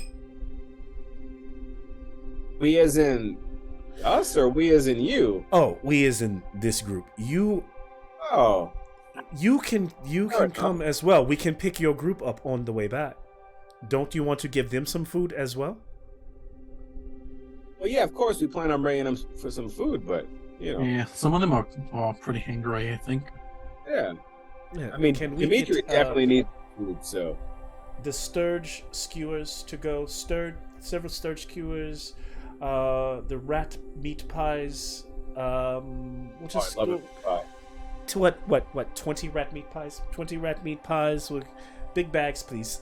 She's like ordering all this stuff, and like the little kobold's like, yep, like like you're jotting it all down, and scampers off. And like some of this, like as the kobolds are running around, they're using like their tails to like hold the platters. So cute. She goes, I am glad that you all have made it. There is much that I've need to speak to you about. You have been gone for so long. Where did you go? You literally were here one day and then gone the next. Well, I don't know if you can tell from looking at me, but we have You look like you have been through hell. Tempe smirks. He smirks, but when he smirks, like it looks painful. It looks like he's in pain. And he's like yeah, you can say we've been through hell. We could use a little group get together at this point. I think the rest of our group would love to meet up and sort out a few things about what comes next for us. And he looks at Kataya and he goes, I'm pretty sure that you've got some friends who have some stuff they'd like to tell you too. I am sure I do. As you can see, I am still being good. And then there's a flash of light. And from behind Kataya, a figure steps and puts a hand on her shoulder. And it's that blonde-haired, kind of with a twig, a straw in his mouth. It's Vic. Yeah, all right. I've been working with Kataya lately. I mean, you know, she's getting her. I got a new assignment. You know, she's when I upgraded to Killjourn. When I upgraded to Killjourn, I gave her Vic like an old iPhone. Well, Tempe says he goes. You guys can continue on your good paths. I fully support it. I'm on a different path right now. Yes. Well, it is good that we were able. She turns to the other adventurers. To you, the skull and crossbows, may I wish you a safe journey. She begins to shake their hands. I feel like you could round out your party. I know that I promised you a mage. Unfortunately, I do not have one to send with you this day. I will work on this, but time is of the essence, as we have discussed. You must go. You know the task, and you can tell that she's like talking to them, but not telling them what what she's sending. You can tell Tempe she's sending them on an adventure, yeah, or on a mission. Tempe's heard this spiel before. Yeah, you can tell it's the same spiel you've heard time. Yeah. You must, when you get there, please tell them what I have shared with you. And she hands Ren, who seems to kind of be, even this young boy seems to be kind of like leading the party, this rolled up scroll. When you get to the poison quill, tell Taz that where I want to send you, and if I can get a mage to send with you, I will send them before the next top of the hour. But you must make haste. And they kind of all like, all right. Before they leave though, because they're gonna split off right now, right? Yeah, they're about to split. Before they leave though, Tempe gets super, super serious and looks at Kataya and goes, "We had one too. I would look out for yours."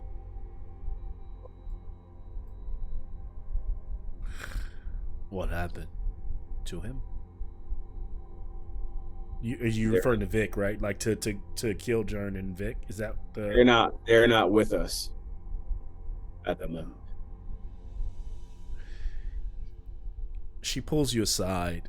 Her ears kind of. I know he's trying to keep a smile and keep a good face, but he's been acting strange lately. Something's really wrong and he's not telling me. He's not chipper. He would purport daily like, Bahamut said this, Bahamut said that. And now it's, let's do this for Bahamut. Hurrah. I'm not buying it. Don't buy it. All right. Well, tell Dimitri I said hello, and that we'll catch up. She'll like that. If I come back alive, this doing good thing is gonna get me killed way faster than being bad. It really will. But I hope it. It's unfortunate they need a mage. I'm just a sorcerer. If he says that out loud, I imagine Obaya hears that and says, mage, sorcerers, while your powers come more naturally than studying, I would think that you could be useful, Red. I was looking, no offense, someone at a much higher level of power, but are you willing to leave your group to go with them? Yeah, whichever one provides the most strength and gets me home to my mama first. You realize that He goes, I'm going to keep drinking. Kataya goes, the kid, he drinks okay, but he talks about his getting good beauty rest, and he's not as fun as we'd like him to be. Poor kid. Fuck. Yagra, she can drink a Goliath under the table, so not worried there. That said, they so pretty much, and I'm basically asking, is Red offering himself to, but then he would be literally leaving with this group, or is he sticking with the left hand for now? Red is an idiot, so he didn't understand that there's a difference between a mage and a sorcerer when she was just asking first. Yeah, that's why he made that comment. Listen, Red, why don't you stick with this group for now? And this is Obaya. She's like, if we need you, we will. I can always send you. There's gonna take them some time to prepare the portal. I could always send you with them and debrief you from where we are going. Yeah. There are more drinks where we are going. I would recommend Lady Silverclaw, but she wasn't doing any magic. Lady Silver who? I only know a Lady Silver Hands. No, she clearly had a claw. Okay. Empy looks at Obaya and goes, let's walk. I need to understand more about this. And so kind of fast forward, ladies, Obaya shows up, shows up with, and what's funny is as she leaves the restaurant, at that moment, you see all these other folks that were nondescript, just kind of sitting in the corners, just kind of stand up. All these Harpers, just kind of half the restaurant leaves with Obaya right through the city, and so by the time you get back to, you're like 20 deep. By the time you get back to the old ladies, like a Wu-Tang Clan. Just yeah. You all get caught up. Obaya does her greetings to Amnon and Demetria. You are given your zombie, and Obaya is looking like, what are we supposed to do with this as the zombie's being ushered out? The zombie is, so this is an old, this part, there's a fish market on one side. This is like the slave district, And so where there used to be a lot of like chains, and you notice that a lot of the zombie, like she just kind of uses like ropes and like pulls this zombie out and like kind of has it like on a leash and hands it over to you, Tempe, and you kind of can guide it. You're essentially Michonne at this point. You got a zombie on a leash. And she goes, you know what? You all were great. She gives you 2. You got 2 zombies. Oh, I'm so excited. And See, you all start she's got a claw. And Obaya does look at you and go, you were not drinking too much. She does have a claw. I remembered this woman had 2 hands. You guys cross over this stone bridge going towards Skull Island, and we'll take a 5-minute break before we pick up from Skull Island. I can't believe I have 2 zombies. This is my dream right now. You're what's that lady from Walking Dead who has Michonne. Yeah. That sounds like he's Tempe literally is now Michonne. I have a sword and 2 zombies. This is the greatest night of my life. It's fantastic. Remember when Rakalesh wanted zombies and y'all were like, no? He wanted living people to be. He wanted living people to be zombies. That's a little bit different. And Tempe cared at that point. Now he don't give a fuck. No, Rakalesh wanted to go grave robbing. Listen, I wasn't there. I don't know who this Rocklish man is. Their moral compass was in a different place. That's right. That's right. Oh, you go through hell and all of a sudden it's okay to have undead labor. That's right. You go to literally the plane of evil. Suddenly, you get to have a difference in your moral compass. The stench is still on us. Tempe's filthy leathers are still black from smut and all kinds of devil shit. And now goblin shit. And goblin shit. Oh, yeah. While we're on commercial break, I would like to thank our sponsor, Unsung Brewery, for this delicious limoncello. The limoncello, it looks fantastic, dude. It's really good. It looks. I can tell on your face it's good because you're. Yeah, it looks good. It looks good. I'd like to thank our sponsor, Public Waterworks. Please take a shower, especially if you're going to see any famous people or going to any conventions, and deodorant.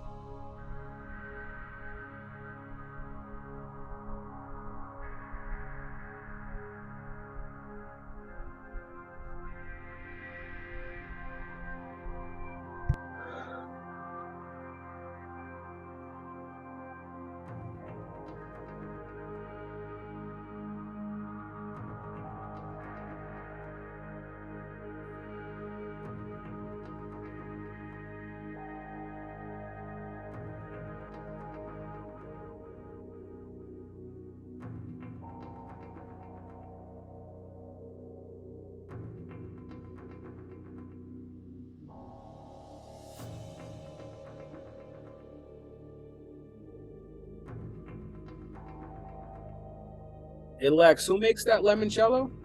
Unsung for what? Unsung. That's where that glass comes from, right? Yeah. Unsung. That's way wrong way. Okay, cool. I love it's weird because that's a IPA glass though. I think that's what they consider that. I love that glass. I like the shape of it.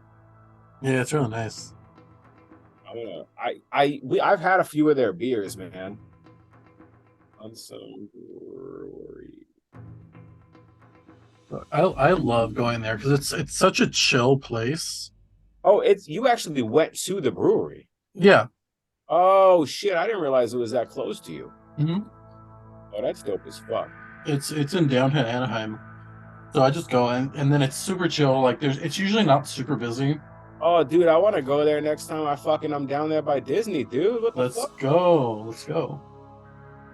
Dude, they got some cool fucking beers. I like their beers because they got like there's like a comic book vibe to a lot of their shit. Yeah.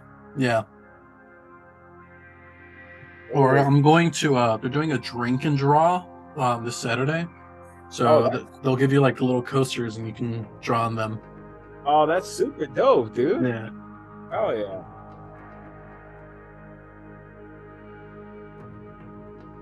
Dude, listen, just nothing. Classic. Just the one guy we need to make the machine go. Yeah. I'm pretty happy that we found Abaya. That's cool. Yeah, without killing anyone. That's the key thing, right there. I wish we could have brought that second group back. I guess that would have been a lot for Malcolm to kind of navigate. We're all like, hey Malcolm, we know how you've been annoyed at us having like 3 NPCs hanging out with us can for the you add past couple like of 5 games. more? Like if you... And he's trying to get Two Red zombies. to stick around as well. What's that? Yeah, we got Red, so that's good. Yeah, we can give them what's her name? Is that a Rice Krispie treat? Yep. Oh yeah. So good. I went to Costco the other day and I got like a giant freaking like Costco. Mormon family's worth of Rice Krispies. Mormon families. Shout out to the Mormons watching our stream. Our sponsor, the Mormons. The Mormons. Sponsor. German Mormon History Month, Cheryl? Really? Come on. They love their Rice Krispies, the Mormons. Love their Rice all of our characters are changing religions, so we're all Mormons now. Because we love Rice Krispie treats now. Wow. What the fuck? I just went to the bathroom. I know. It's always interesting to see where I come back on a conversation. I mean, now you get Rice Krispie treats and 3 wives. We're good to go, bro. And I've actually recently gone back to like several old episodes because a lot of times I don't review unless I'm reviewing a specific part of an episode. Like I need some information. I may not necessarily go back and like watch all things, but recently I've gone back and I've seen like sections where I walked away, and it's interesting to hear the conversation while I was gone. It's just funny. It's like completely. I'm like, oh, that's what they were talking about while I was gone, and I come back. That random thing that didn't make any sense to me when I showed up. We should go back and do that so we can look at the random shit that don't make any sense to us either. Yeah. I can think there was one like where I was listening where I stepped out and you guys were all like, oh, this might be it. Maybe he's having the baby. And this was before Emery was here, and I was like, and I just came back and jumped right in. But like I missed that whole conversation. It was a great conversation. Like, what if we be? That's pretty funny. It was like we could be role playing for 14 hours. What if he doesn't come back? I remember that because it was like an abrupt thing. You left abruptly. Yeah, like I was just like, oh, because I heard and you were something. gone I got for a a minute call, too, and right? I was like, hold on a second, I gotta. But you know what's Because funny we is was that getting close. It was getting close close to the due date anyway. Anytime we would go on break, I'd be thinking, what if it's tonight? And what's funny is when it did happen, when she did go into labor, it was a night I just finished playing a game with Henry, Jason. Oh, We were playing my game called Action Theater, which is like my little system that we were testing. And we ran the game, we finished, we were chatting, and I heard my wife's voice in the pitch that it was that, and I was like, all right, guys. I was like, all right, guys, I think this is it. Like, I gotta go. And it was like on recording, me like logging off, like, I think this is it. I gotta go.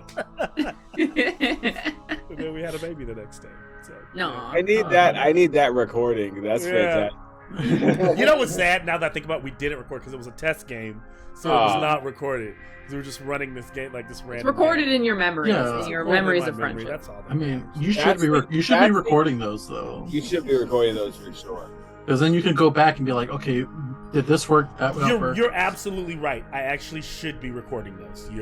Yes, and I haven't had a chance to do one since I had a child. So yes, the next one will be recorded. So we pick back up from our commercial break, and the party has traveled over the bridge. They have the portcullis goes up, and there are like literally this place is filled with just kind of cutthroats and a few ogres, but mostly bugbears seem to be everywhere. Few humans that have the symbol of, you see Harper symbols, you see those that have the little circle with the dot and the little lines in it, the Xanathar's Guild tattooed on their foreheads as you walk through the courtyard, and as you all end up in this little spire. Like, this place looks like it was where a giant stalactite met a giant stalagmite, and they both formed in the center. So, and it was carved out long ago. And so you go up these like spiral staircases to this really kind of fancy lit hall that seems like it fits the decor. You do recognize some of the treasures that were able to be excavated or kept from Xanathar's original layer lie here, and you can tell that, you know, as you walk up the stairs, every 30-40 feet there's a couple of bugbears that just kind of nod to Obaya as she walks through, and as you enter this room, you can see that infamous beholder is like floating there, and he seems to be throwing a fit or arguing at one of his bugbears. There are, you know, Obaya's kind of flanked by her 20 Harpers. There are, you can't tell who's who. It's like they're all like coexisting in the same place.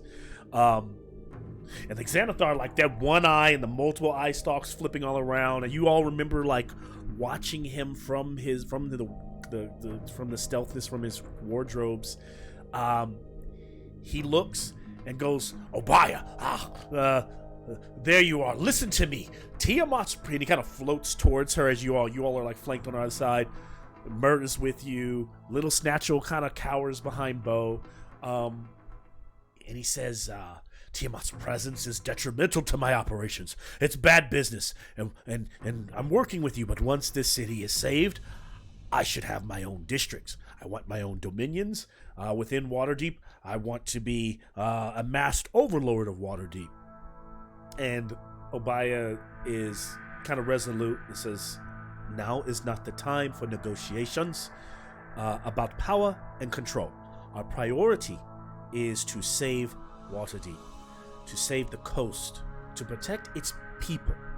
We will not replace, and she kind of drops her tone, a tyrant with another tyrant, like under her breath, regardless of scale. Are you saying I'm small? And are you saying I'm a tyrant? And he kind of floats behind her. There's a woo sound, and she kind of walks away from him. How dare you compare me to the evil goddess? I may be a crime boss, but I have my limits. And I provide order. I provide protection. And yes, it's for profit. But I like servants, not slaves, that Tiamat would make us. And Obaya kind of turns to him and she goes, listen, we will have this conversation another time. I am taking my guests to my private quarters. And she says, my intention is not to insult, but to emphasize the importance of a greater good. We must prioritize the welfare of the city and its inhabitants. She says, once the threat is dealt with, we can address your petty concerns.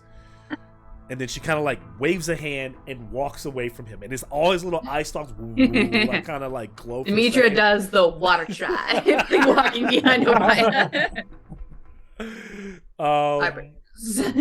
And at this moment, she kind of walks you all into another little side room, boom, and slams the door. And there Demetria turns to Obaya and is like, so he's a treat. He is. Come, sit down. And there's a large table there. There's a map scrolled out. There's a couple like pawned like pieces, like a strategic war map. She asks you though, as you all enter, she tells Mert. She checks Mert at the door. Nope, sorry. Mert. And she goes, I'm sorry. I do not know the Fearbog. I do not know Red. I know you enough. Red you in, but she's basically checking Bo and Stagat at the door. And listen, I'm good for it. I'm good for it. Ask any of them. Like, I want you to. Demetria steps forward and she looks at Bo, kind of works her jaw for a second, and then pivots her body a little bit and points to Stagat. This is Captain Stagat, the captain of Waterdeep's guard. He unfortunately got stuck with us when we went on our little trip, but he has been beside us all the way. If you trust us, you can trust him. And this is Bo. He elbows Bo and kind of snickers a little bit. Demetria, can I please? And she kind of like motions for you to step aside. She like grabs you by your shoulder. It's all tatted up. Yeah. She kind of pulls you. She goes, I have not gotten this far in this movement by trusting everyone. I don't even trust my own people. I share what needs to be shared, and I need to share with you all, and I only know some of you all. I do not know this man. I know you vouch for him, but I am telling you, I am just not comfortable. How does Demetria respond? Demetria is remembering why she doesn't like Obaya, and for Ravi, she can play nice. She'll Can kind I of have a persuasion check from Demetria? And if she wants to, actually, I only say only if she continues to press. Demetria is going to kind of, lean in towards Obaya a little bit and say, Obaya, I understand that your situation is one where you need to be careful, and that's good. But so far as our situation has worked for us, trusting each other is what's gotten us out of worse situations than you can even imagine. So far, against Tiamat, we're your best bet, and that we includes Stagat and the new guy. Bo. So And then persuasion check, you say. Yep, persuasion. She puts her hands behind her back. She thinks she puts her hand to her 11 plus 7, 18. I should do this more often.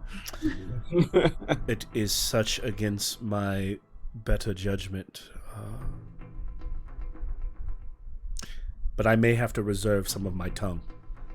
They can enter. And they... No non-smoking room. And she plucks a cigarette out of Bo's mouth. Neat. One of the bugbears kind of looked, standing at the door. She goes, "Can you get us some food and some drink? Xanathar's reserve, please." You're really trying to make friends with that guy, aren't you? Telling him his concerns are petty, drinking his booze. He needs me. He understands this, and I need him as well. But you must talk to criminals the way they talk to you. You are a paladin and a divine. You do not know what it is to be a wretched murderer, as these figures are. Interesting that you say that, because having been involved in the past with an offshoot of Xanatar's gang, right? He's not just a criminal, he's a businessman. And you're a businesswoman, right? The way that a businessman thinks when there's a necessity is, how can I cut out the middleman? So if you're going to continue to be a thorn in his side, I don't see this going well so far. But it's your show. After all that, just a paladin, right? You have a good point. You survived hell, and I am leading everyone fighting, and I have been here fighting Tiamat by myself. So we both should get a notch on our belt for this, yes? And she kind of cheers as they kind of pour drinks all around for all of you. And you clank glasses and sit there, and some food comes in. Those, actually the food that was already ordered has kind of come with you in these little bags, big bags. I already told you she has.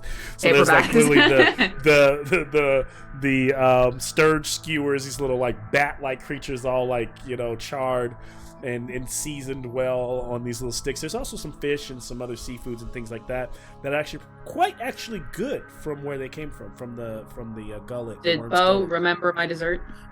Oh, we got strawberry stuff for. I'm gonna. What should I roll? What should I roll for this?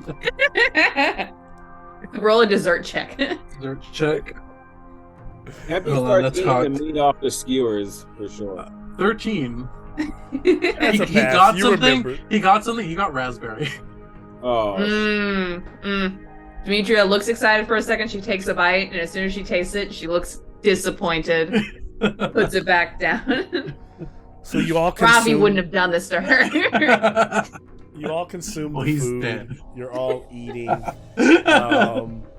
And as the meal is kind of around the hour is kind of finished, you realize there's kind of special traits. You don't know if Obaya has provided it or if it's from the restaurant, but you just kind of feel a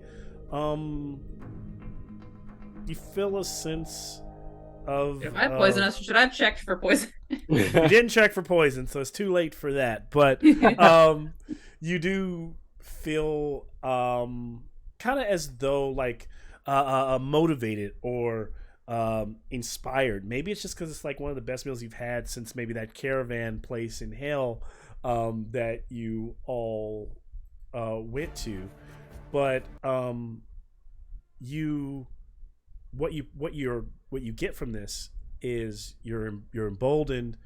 You basically get hero's feast. So you all, if you had any diseases, you'd be cured. If there were any poison, so those of you who are drunk are no longer poisoned. You're immune from poison. You're immune from being frightened, and you make all wisdom saving throws at advantage. Your hit points maximum increases by 2d10.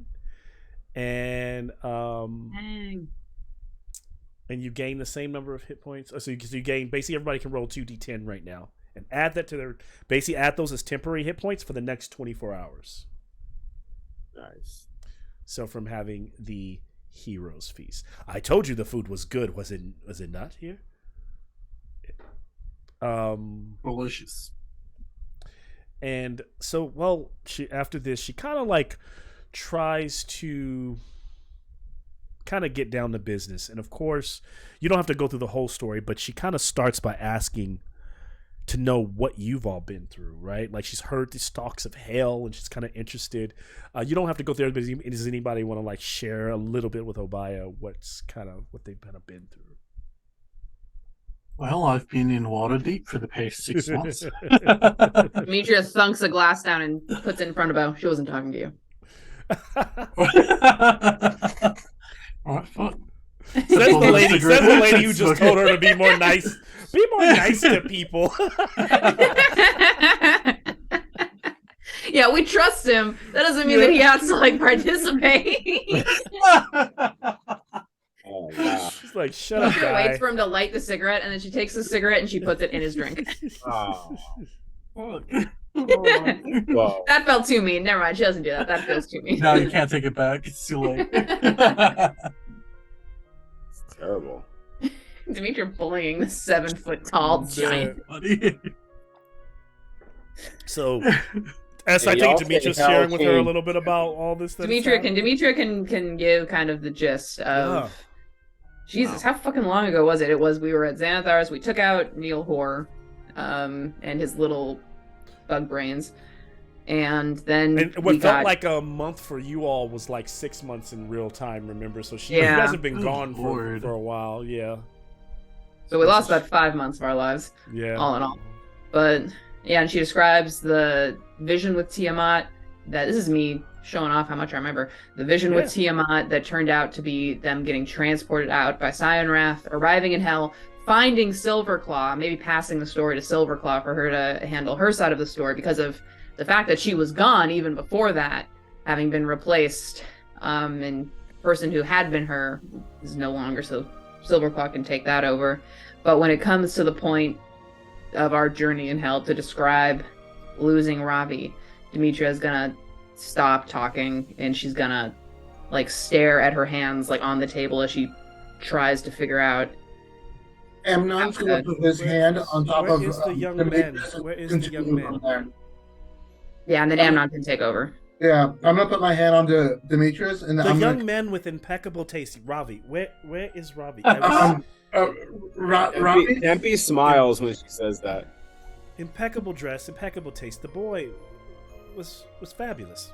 Where is he now? Ravi's not with us. Oh, he decided to move on. I do not blame him, but No, he's dead. Tempe cuts eyes at Amnon. Demetria pulls her hands out from under Amnon's and she stands up and she like paces around. He she didn't was make like it back sipping from her hell. drink, her wine, like her dessert wine, and she just kind of puts it down, kind of looking almost defeated. Amnon will just like go over that fight with the deacon, I think his name was. Archon. Yeah, and like and he's gonna have his hand on the collar while he tells the story, and then he just goes through how he saw it at least. Tempe pushes away from the table. I hope that even if I die in all of this, that I can be there to see that evil Tiamat, whatever she likes to call herself, to see her die, to see her banished. We have lost too many great people. And that Ravi did not deserve that. To all those who did not deserve the fate. And she kind of like toasts her glass again. And kind of like picks up she's her like holding Demetria back picks up her tears. glass. She likes Obaya now. And she'll cheers her. She To cheers her. make their deaths not sacrifices, but to mean something. And in Obaya's mind, she's kind of going back to that moment where she like dressed Ravi for the event where Elric was going to be fighting for his life, right? And like disguised him. And she's kind of gotta reminisce about Ravi. And so She then begins to break into a tale explaining to you all, and I won't try to do it all in her voice, but basically kind of she tries to explain to you about how strange it was, like you all disappeared at a time when leaders from around the realm were coming together to meet about something, but no one, even her with all her connections, no Harper really knew what the meeting was about. And then it was heard that some leaders, those small, bowed, and some like bended the knee, and others defied. And whatever happened in the Lord's palace, many leaders did not go back to their surrounding lands. Any word on Izariel, the Grey Wolf? We left him behind. He was supposed to be meeting up with Silverclaw around the time that we disappeared. No one has heard of Izariel since the meeting from Baldur's Gate. And it seemed that shortly after that, people in the next coming weeks, they started to see the dragons flying over the city. And then the guard, one day the city watch opened the gates, and the dragon army walked right in. Shit. How does Stagat react to that? He is... Can I have a perception check? It's gonna be shit, but sure. Oh, damn. 18. All right. I just need to start abusing my dice verbally. Stagat just kind of like shakes his head and like drops it, and Dimitri notices he kind of like whispers, "Should have been there. Like, should have been there for them." And she talks about how, from that standpoint, from that point forward, the gates were closed. They were already there. They took the entire city without even a fight, and all because the Blackstaff, whoever the magician, that mage who controls that, has that power. And also, I think that you all are connecting as Obaya's talking. Obaya doesn't even understand it, but when you're connecting it, you also know about the fact that there was a mind flayer at play. You knew that many of the city guard, even Stagat knows, many of the city guard had intellect devourers in their brain, right? So kind of through these different movements, Tiamat just positioned everyone the right way and just like took the city. And she starts to talk about how Neverwinter, when the word got out, because she does share that Lord Neverwinter was killed. He did not return home. But Raynar made it back to Neverwinter, and he is now the rightful ruler. And when they tried to assault the plan to help Waterdeep, they were decimated by the Black Dragon. And Baldur's Gate was also the same thing. Like the dragons, they were just ill prepared for a war with anything that has such creature. And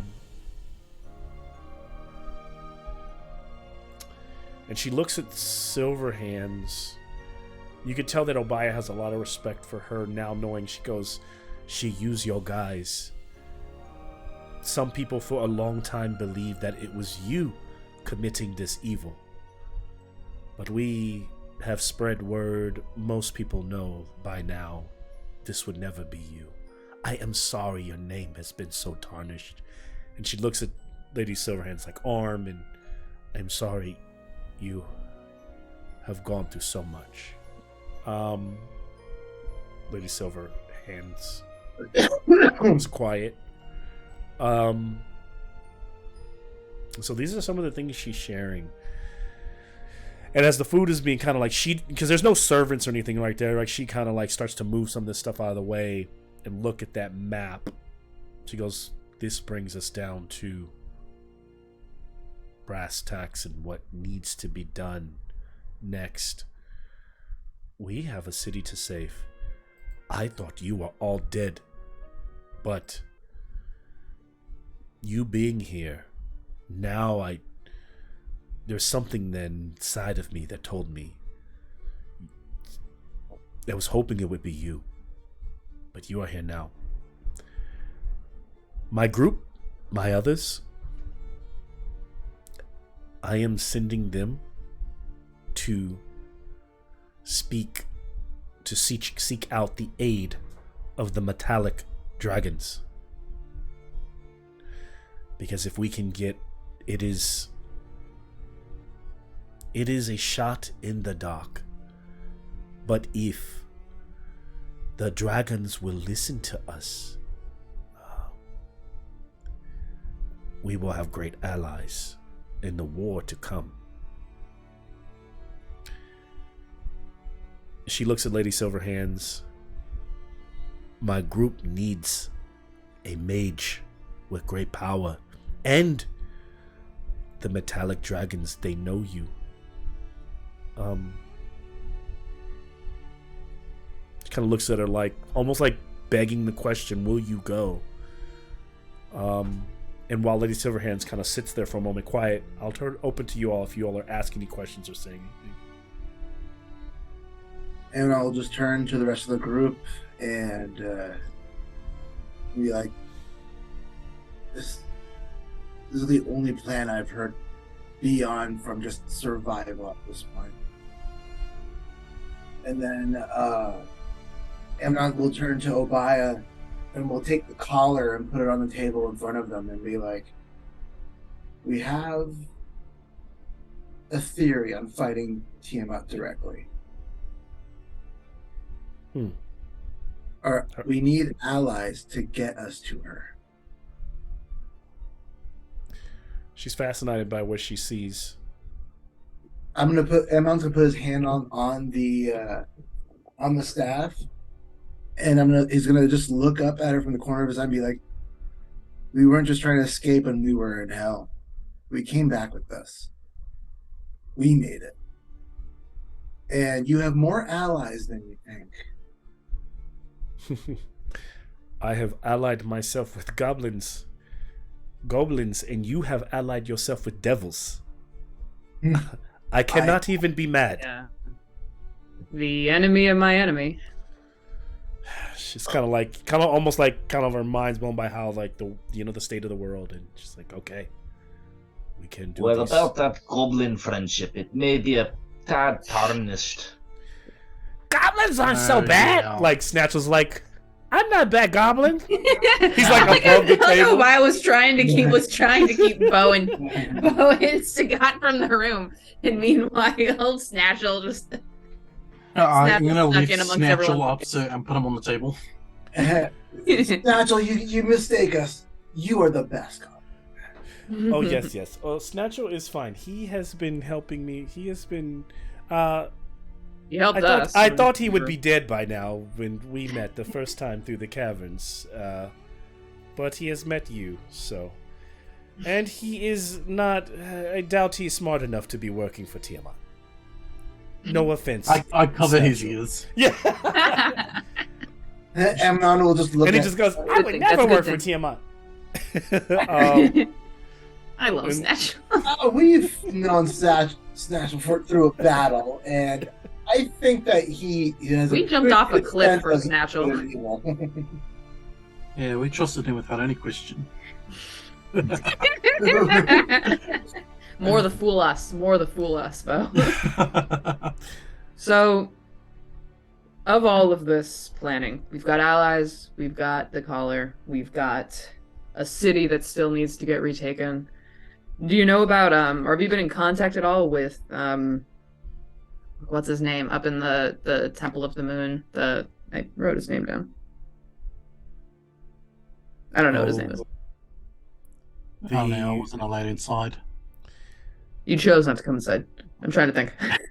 So one of the priests inside the priest guy who buried what's his face? Who buried Robbie? What's his face? Who buried my son? You must forgive me for not necessarily always remembering all of the names who are allied with us, but the House of the Moon and those surviving priests are on our side. Yeah, we've been in contact with one who has a device that's allowing him to communicate outside of the city walls, or at least I vaguely remember him having like a little crystal set. But he says that there's a lady named Archibald who's leading there's a general who's trying to help claim the city back. Like there's allies even outside the walls. Are you aware of all of them? We are aware of this, and we hope that they can deal with the Black Dragon for us. If those Neverwinter Nights are successful, that will be of great aid. You see, I brought you into this room to speak with you such secrets that I have not shared. I share a secret here, I share a secret there. I will share this with all of you. I will not tell you what night, but on a morrow's night, sometime soon, we are prepared to bomb all and fire raid all of the soldiers' quarters within the city. And if the dragons are distracted, we can also use that as a time for the Neverwinter armies to raid the city. But to truly have full access to the city and the gates, the Dragon Ward must be up.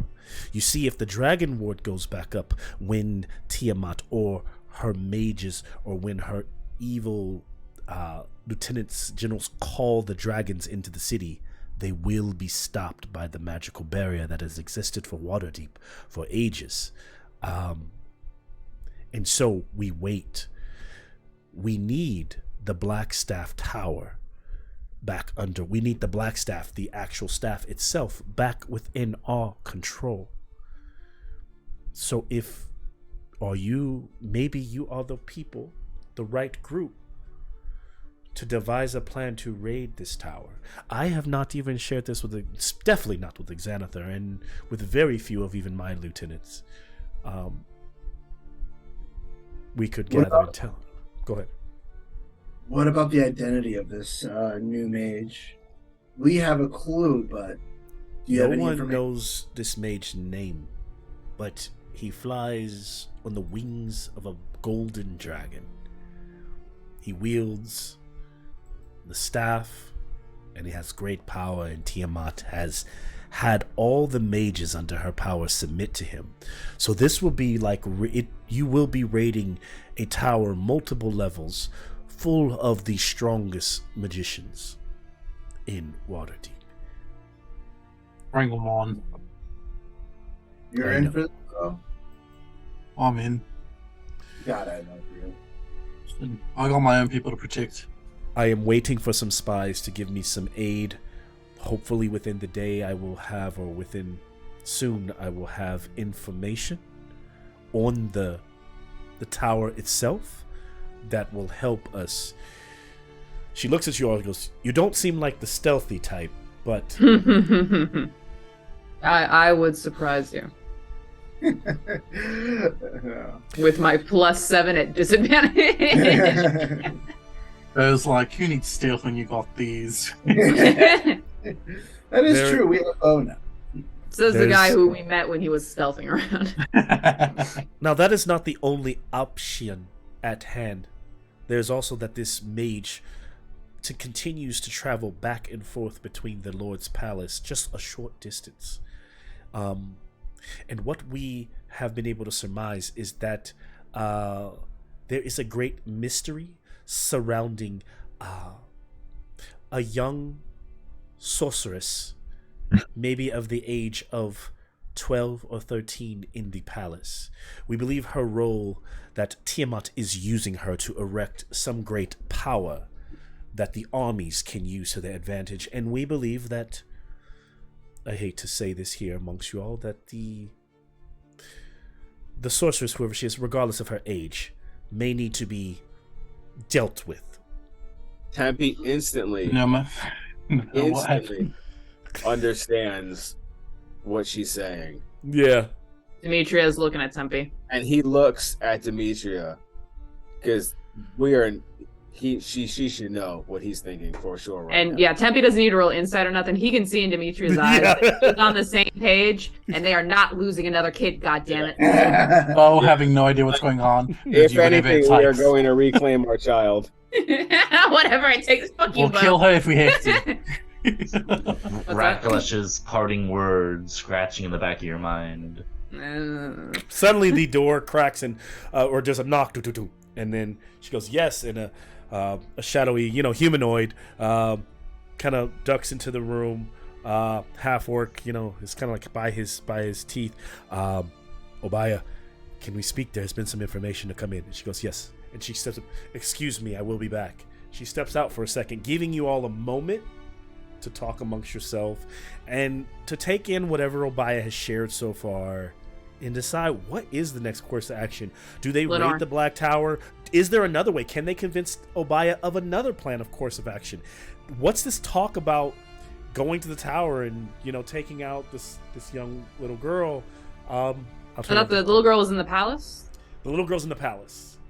Little girl, Lenore. Demetria immediately, the door shuts, she turns to Bo, and Red, I guess, because he's also there, but mostly Bo, and she's going to look Bo up in the eye and say, that kid in the palace, we think she's ours. We had to leave her behind, or we got separated from her when we got sucked down into hell before we met her. It's not whatever it takes, it's whatever it takes to get her out of there and get her someplace safe. Promise. I absolutely agree. Sorry, I don't know her, I didn't think you were that old to have a child already. The girl's more Tempe's kid than my kid, but yeah. All right, hurt one hair on that kid's head, and you're not gonna have to worry. But wait a second. Tiamat anymore. So then, Lois. Well, how do you want to go about this, though? Do we go after her directly without any big spells?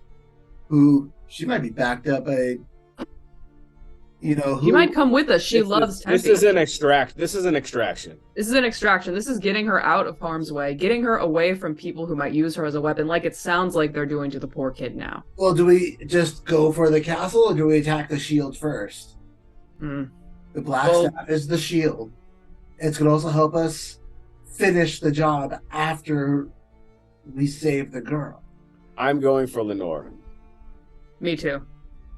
So Amnon has a good point from a standpoint of strategy.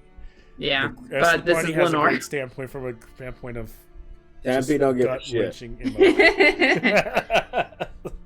Because we've when already that lost one kid. Yeah, no, it's. Do you think it might be easier if we can pull Waterdeep out of the clutches of this mage or whatever?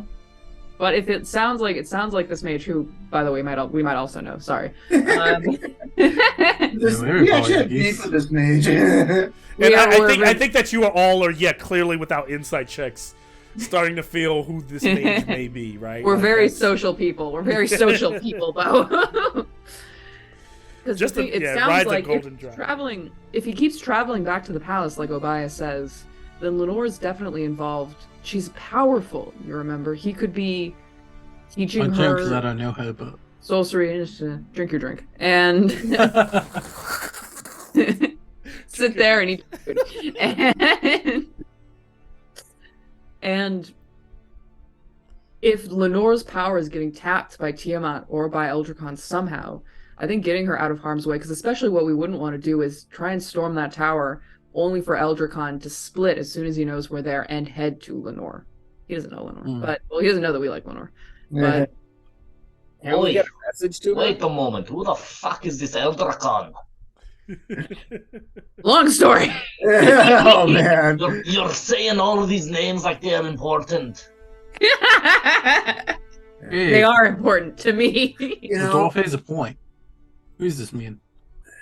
Eldrakon is one of, if we think of the left hand, you might call him, if not the founding member, the person who named us.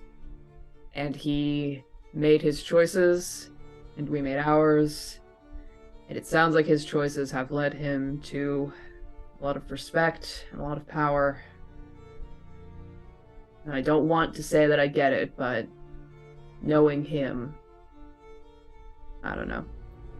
Neil? What if there's a way to learn if he travels to the palace on a regular basis. We ambush him, then go after Lenore. And that way, there'd be no way of these two towers of communicating with each other and what's happening. Just wait until he gets to the palace and then storm the palace. Well, I mean, it's a straight line to Lenore still, but this way we get the shield down, we get the staff back, and we can not only get the girl back, but we can also end this too. Tempe cuts off Amnon. I'm going for Lenore. You do what you have to. Yeah, but we are all going for Lenore, but no. I'm going for Lenore. Alone. The rest of you can do what you want. Temp. And she steps in front of him. You think for a second that I'm about to let you go alone to get Lenore, then you're crazy. Then let's go together. Well, perhaps there's a way we can get them both in the same location so we can deal with it at the same time. I agree, because I'm all for rescuing this child. But if I'm going in there like a neutered cat trying to breed, it ain't going to work. Yeah, what the dwarf said. You are just so poetic, Red. I love it. Lady Silverhand speaks up. She goes, "This is my city, and I love Waterdeep. But I know that we are all strong. But we are dealing with dragons. And while I want to stand by you and cast spells next to your shield, Demetria, to support you, Tempe, I hope that you would be accepting. I think that I must go with this other group. I think that I can convince the Golden Dragons to help us. It feels wrong, but it could be the right move. What say you?" Convincing the dragons was the one blank part of this plan. The whole time, I think that you need to get the golden dragons. We need to bring the ward up so that way when we go after Lenore, no one can get in our way. Here's what I will do. She pulls up. I have a walkie-talkie with me. We will communicate to the ends of the earth. To all the plains beyond. Nanu. Put that shit on a t-shirt. Get our merch store down below. Not to break immersion, but on my Ko-fi, one of the things I'm saving up cash for is eventually to create merch that is specifically from our campaigns. So you guys have ideas for things that no one would ever even understand. I want a mug. We can always just put them on Redbubble. Yeah, I want a mug with the insight post-it note on it. That's what I want. Nice. I want one with we are now recording. Right, keep those recording in notes. progress. Recording in progress. Yeah, because that seems to be the one thing throughout our whole campaign. Great. That's a really good one. Recording in progress with a cursor hovering over the lead. Otherwise, I mean, I would just love. Jeez, write these down. These are fucking gold. Sean, find a pen. There's not a pen on my desk. It's horrible. Like the one image that I have that stuck with me, that I think is the funniest part of this whole campaign, is just I want a caricature of Machina just kicking the brain devourer, the intellect devourer from the beginning of the campaign. Kicking it, and then on the other side of the shirt is like a football. Yeah. And all of us are just down on the floor. So as Lady Silverhands kind of wishes you all well, kind of hugs you all, she meets Obaya in the hall, who has just received some information. You can tell that they're talking, as several Harpers arrive to escort and to stand with, even though she is probably as powerful as all 5 of them, to escort her to wherever they're going. You overhear, because it's not even overhearing, it's not like they're trying to keep it secret. But one of the things that I think you hear Obaya talking about, which was also mentioned by Mert, is that the Poison Quill is a shop in town, and that the Poison Quill, the owner is Taz, and the owner, Xanathar, doesn't even know about the Poison Quill. But Taz is an owner that works very specifically with Obaya and and specific Harpers. Also sharing this with you all, that when you need to be teleported from Skullport back to Waterdeep, she basically has a teleport circle in the city. And so that's where she was sending. So Tempe wouldn't understand. That's where she was sending Kataya, Ren, and Yagra, and now that's basically where Lady Silverhands is going to meet them to join up with that party, with this group, to be teleported outside of the city wherever they're going. You said Tempe would not understand that? No, Tempe would understand that. Oh, got it. He would pick that. He would be picking that up, and the rest of you would also just be picking up that there's a teleportation within this place that gets you out of. So pretty much, it also explains why Kataya was like, "See you guys later," and then was there when you arrived, right? She quick loaded. She fast traveled, and while we had to grind through the map. Yep. And you guys are first time with the group. They had to let you gotta go through figure your way out. I will say, burn down the bazaar on the way there. No one can shop there anymore. Something that's been burning up inside of me since we started this campaign after Storm King's Thunder is how much I miss the teleportation circle. Yes. So there is a teleportation circle available. I want to say Red knew about the teleportation. He jumped down to be like, "Hey, we can go teleport," but then forgot. I can't wait to reunite with my demon daughter. Hey, remember, she wasn't just demon. She was also celestial, everything else.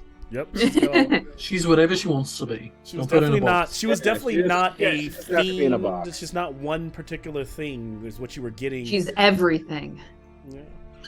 So, she has potential. And if Tiamat has kept her alive this long, there must be something really important about her. So she's our daughter. We love her. That's what makes her important. That's what makes her. That's all we care about. All right. So I mean, how do they feel? What are the marching orders for this group? And we don't have to rush it. we're just exploring. So I mean, it sounds like they're going to the palace, but even if they go to the palace, how are they going to the palace? Is this a stealth mission? Do they want to ask more questions about how they get in? They've been there. I want to know how, if we can contact Lenore. Is there a way to make contact with her? Yes, cast the wish though. Well, because the thing, it sounds like we were thinking about timing it so that however we approach the palace, we do it at a time when Eldricon is there. Because it sounds like he goes back. That's what I heard, but and I was hearing from Tippy fuck it. Do we want to do it when he's there though? No, I wanted to do it while he was on his way to the palace. We ambushed on the outside of the palace. And then we go to the palace on the way there. It was just here's the concern about that. If we ambush this Eldricon guy, what's the chance that Tiamat or whoever is gonna teleport that little girl out of there? Yeah, exactly. I mean, she can do that at any point with any plan we've come up with so far. That's why. Right, but I feel like it's one thing if we actually. Obaya has shown back up, and as she's listening to you all, kind of she goes, "Our sources, our spies say that." Takesis, as she calls herself in her disgusting humanoid form. Call her Taki. She has not been there for some time. So she is away. She's working devilishly. Yes. All right, but she's where the fuck is Cyanrath? She was here last time we were here. Cyanrath is on the so she talks about this, the fact that you bring up Cyanrath. Demetrius Obaya's like, yes, she has been promoted to one of her highest ranking leaders. She no longer leads. She no longer flies on a blue dragon. She has been promoted to the red dragon army, who are on the front lines between here and Neverwinter, trying to stop their advance though we have found ways around that. She is formidable. You have to tell me twice. But she is around. She is not in the city, I believe. Okay, not listening. Would you? He says, what do you know of the girl? We know she has great power. My connections tell me that she is working on a ritual of something that will provide Takesis something that she has never had, and that we don't know. Where is she doing We it? just want to get to her and stop her before she completes it. That's all that matters. Why do you ask all these questions about the girl? Is she? It is irrelevant. She must be taken out. No, she can't be. What? are you Look, talking- she's a kid, Obaya. Just because she's a kid, everyone can be redeemed. Everyone I can need. change their Hold path. on, Demetria. I need to know. Did your spies know if this girl's working with her or is working against her will? The girl does not seem to be a prisoner, if that is what you are asking. She wears no chains. She walks through the palace freely. You can be a prisoner and not wear chains. Happy will reiterate to her, this is Fair an enough. extraction. How do we get to her? How do your spies get to her? How do they communicate? How do they know what she's doing, where she's doing it?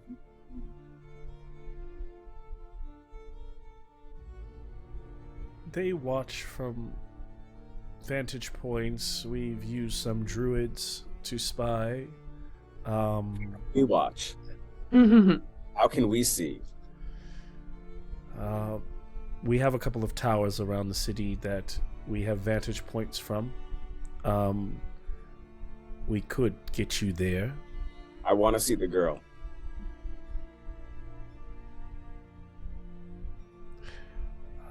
I will give you a map to the tower that is ours, and a key to access it that our spies use. Then that's where we'll start. And she hands you a little, like, they're not called telescope, but what do you call this? A little like binocular, like little like one shot, like that she kind of like a monocle. monocle. No, Yeah. Scope. a Scope. monocular. Yeah, scope. Yeah. Scope. Yeah, she gives you a scope. She goes, that should help you. You will also be able to see from this tower on that map when the Eldrakon, as you are calling him, flies in and out of the tower. Tempe looks to Dimitri. He says, You all worry me that you seem to not be willing to do what must be done to succeed at this. I do not want this girl to die. And if you want to save her life, you can save her life. But if you fuck this up, it will be on your hands. there's a lot on our heads already. Yeah, He that looks was to Dimitri, very he very much looks to Dimitri either. and Yeah, says, that's kind of been our general contract. we need to figure out. I need to put eyes on her. I need to know that it's her. And then he looks at Amnon and says, So we should get you out of time. Skullport tonight. We can also time Eldrakon's arrival and departure from this location, so we Done. can catch him when where we need to. Amnon will just extend his hand to shake Tempe's. Sounds good to me.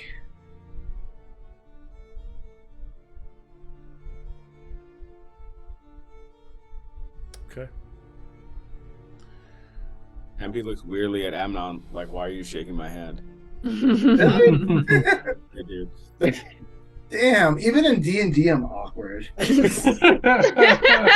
can never get a break. You're a charisma caster. What are you talking about? It's charming the way you just shook his hand. BS. He just I was slapped very me. charmed. I was very charmed. So they plan to then, it seems like, I don't know why the camera's got me so zoomed We're in. gonna stake out the place. We're gonna check They on. plan we're gonna on, scout out Lenore. We're gonna see how Eldrakon moves his Okay. his shady self to and fro. Yeah, let's just see like when his bathroom breaks are and stuff. All right. Unless anyone completely disagrees. So are you all prepared to then to move tonight? Move you through the battlements of the move you out of the fortress, send you to the Poison Quill.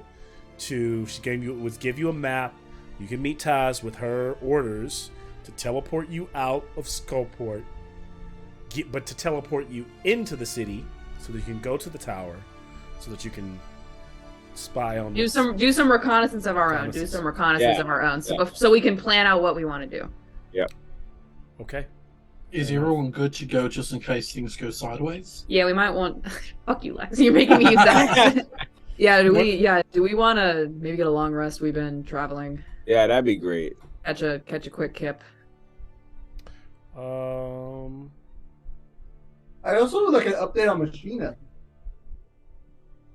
Oh yeah, let's go. We need to go back and check. Machina We should left him booting. Actually, yeah. Speaking of, he would have booted by now, right? After the dinner, as you guys. So, Machina's. I imagine you kind of like have him in the corner of the room because then you don't leave your sight. You know, he doesn't leave your sight. As he kind of wakes up, Machina, how do you respond to being back? But first, he's just looking over himself, just kind of twisting, moving all his joints slowly, making sure everything's working. Demetrius like cautiously standing in front of like, all right. And I'm just like, like I am right now. It's like, Luca decided to join us. Everything's like still upstairs, right? You remember who you are? Greetings, I'm Machina. I've gone through some updates. Let's go get Eldricon, Elric, Burfin, and Robbie and follow Stone of Galore to the vault. We need to catch you up on some things really quick. Digging in the crates over here, man. Wait, what if we just really quickly scribble up like a summary and like rip the paper out and then like feed him the way he eats books? Like, hold on, let me just telecommunicate with him really quick. So over the next 8 hours, you're like, there's like a montage of you like explaining to like, we're like doing like shadow puppets at one point. Like Steve like in Return wonder, of the Jedi doing sound effects. and little Snatchel's like, that happened? Like, Little Snatchel's like, and then there was a worm. Poor little Snatchel is mortified right now. He's like changing his life choice on following us. I was crying. I didn't realize y'all went through so much. Bo's like, Bo's like moved so and like strong. bonding with the group. Like, jeez. Bo's like, I wish I could have people who love Speaking of Bo, in this time, does Bo still stay? He probably still keeps himself to, he doesn't like go in any doesn't share too much with them about who he is. I feel like he wouldn't just because he feels like they don't care. They do act like they while don't care while this is all story time is going on, Demetria does feel bad about bullying so much in front of Obaya. So wherever it is they're posted up to like sleep for the night or storytell or whatever, she'll go and she'll take 2 drinks and she'll come over and she'll sit next to Bo. And after a moment's hesitation, she'll offer him one of the drinks. I'll take it. Yeah, I just wanted to apologize for being such a bitch. No, I get it. You guys have been through a lot. Yeah, but just because we've been through a lot doesn't mean that I should be putting you through a lot. So. And right now, just telepathically, Amnon is giving Demetria other reasons to apologize to him for every little thing. He's like, sorry, I've got a headache right now. Demetria, you still appear to be tiefling. I do not see you as a female dog. Thank you, Machina. Thank you. I appreciate that. Yeah, but that's to say that I think at least giving you a hard time's easier than, I don't know, trying to remember what it was like to be nice to new people. That's alright. I don't take it as anything personal, But we all got skin in the game, so to speak. My folks actually just live in a town just outside Waterdeep. Your what? My folks, my mom and dad. Oh, damn. So sure they're okay with all this stuff going down, or? I don't know. I haven't been able to hear from them since Tiamat took over Waterdeep. So Well, Harper sorry doing about all that. right, but We could probably ask Obaya, see if her people they're running around in the countryside too. Could ask them. I'm sure they've got better things to do than checking on this, backwater town. Demetria kind of gives him a look, reaches over and gives him a broy leg pat, and says, "Nothing's not important when it comes to your family." And she stands up and she goes off to go find some of Obaya's people to tell them to go check on Bo's folks. And then right there, Amnon will just lean in and be like, "Welcome to the left hand. I'm really happy to have you back with us, man. It is good to be back. Your parents are worth us looking into now. You're with the right group." Yes. Thanks, bro. And gives you a little shove with his elbow, but as he's so big, it kind of is a lot. It kind of pushes you over. If I'm still within 5 feet of Amnon, I block with my shield. You're I see, I knew you couldn't be trusted. Take him out of here. Pence comes out and he just kind of is hissing at Belle, and he's like, "All right, I know you said she was, good. She got good character, but I don't know. We'll see." You've got shit taste in women. If we are to be facing dragons, should we read Volo's Guide to Monsters on Dragons? Yes. Amnon will slip the book out and be like, "Machina, would you mind giving us the cliff notes?" The Machina notes? Yeah. Also, is Volo down here? I was expecting Volo to be here for a When you ask about he's when not. you ask about Volo, Obaya says that Volo escaped the city when the city was being shut down, and she believes him to be in Neverwinter. Of course he fucking did, that little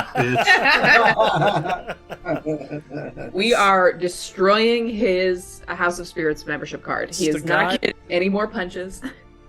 When there's a moment, Stagat walks to Demetria and goes, Demetria, do you have a moment to speak?" Yeah, of course. And where it is this room that y'all been dining in. Outside to the left is a little, a courtyard, it's not a courtyard, but it's the I don't know what you call that exterior part of the upper part of the battlements. So you're on one of the battlements looking down over the city. You can see the river Sargoth. You can see Parapets? The parapets, I guess, yes. You're standing on one of those parapets, and there's almost a slight breeze, maybe, because these caverns, they exit somewhere there is an exit to where the shore is, to the Sword Coast. So I imagine sometimes the air does move here, and you can sometimes kind of feel that slight breeze, especially as large as the cavern is. And he just says, even with this newfound strength, I feel so ill prepared for what's to come.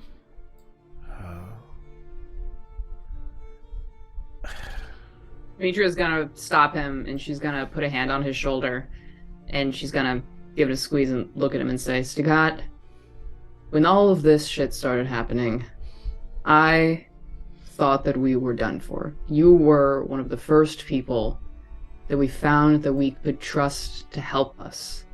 And the help that you've given has gone so much farther than I ever thought you would have to be involved in. And for what it's worth, I'm sorry that I ever got you mixed up in all of this." He looks her in her eyes. You're a good man, you're a good soldier, and I think that your place is protecting people who aren't a bunch of idiots like us. So I think it's probably best and probably what you want, right, to stick with Obaya? Yeah. Yeah. And then there's a soft, kind of wet sound as cold steel slides through Demetria. And his face kind of contorts in agony. In a familiar voice, he says, "I warned you. She controls the hive mind." And it's the voice of Nilhor. I'm sorry.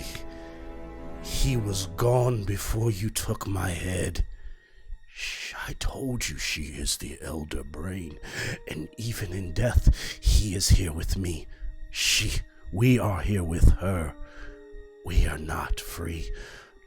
No one is. And Demetra takes 30 points of piercing damage, that great blade in her stomach. And then as he kind of she's holding his shoulders, he slips away, he grabs, it's like Stagat's face is completely different from what she's seeing. It grabs her by the throat, and when he's pulling the blade out, Nilhur, it's kind of that voice that's coming out, suddenly Sagat's head just snaps like it's broken. And then this wicked smile creeps across, and Demetra knows. She knows that smile, even though it's a man's face, those sinister glint in her eyes, that malevolent force puppeteering him, that new influence there is enough of that. Nilhor, you die here forever. I am here. Takesis is here. And then all of you that are inside, he's outside, you in the hall with Xanathar, all the bugbears in the room scream, Takesis is here. And can I have a strength saving throw from you? Disadvantage, Demetra.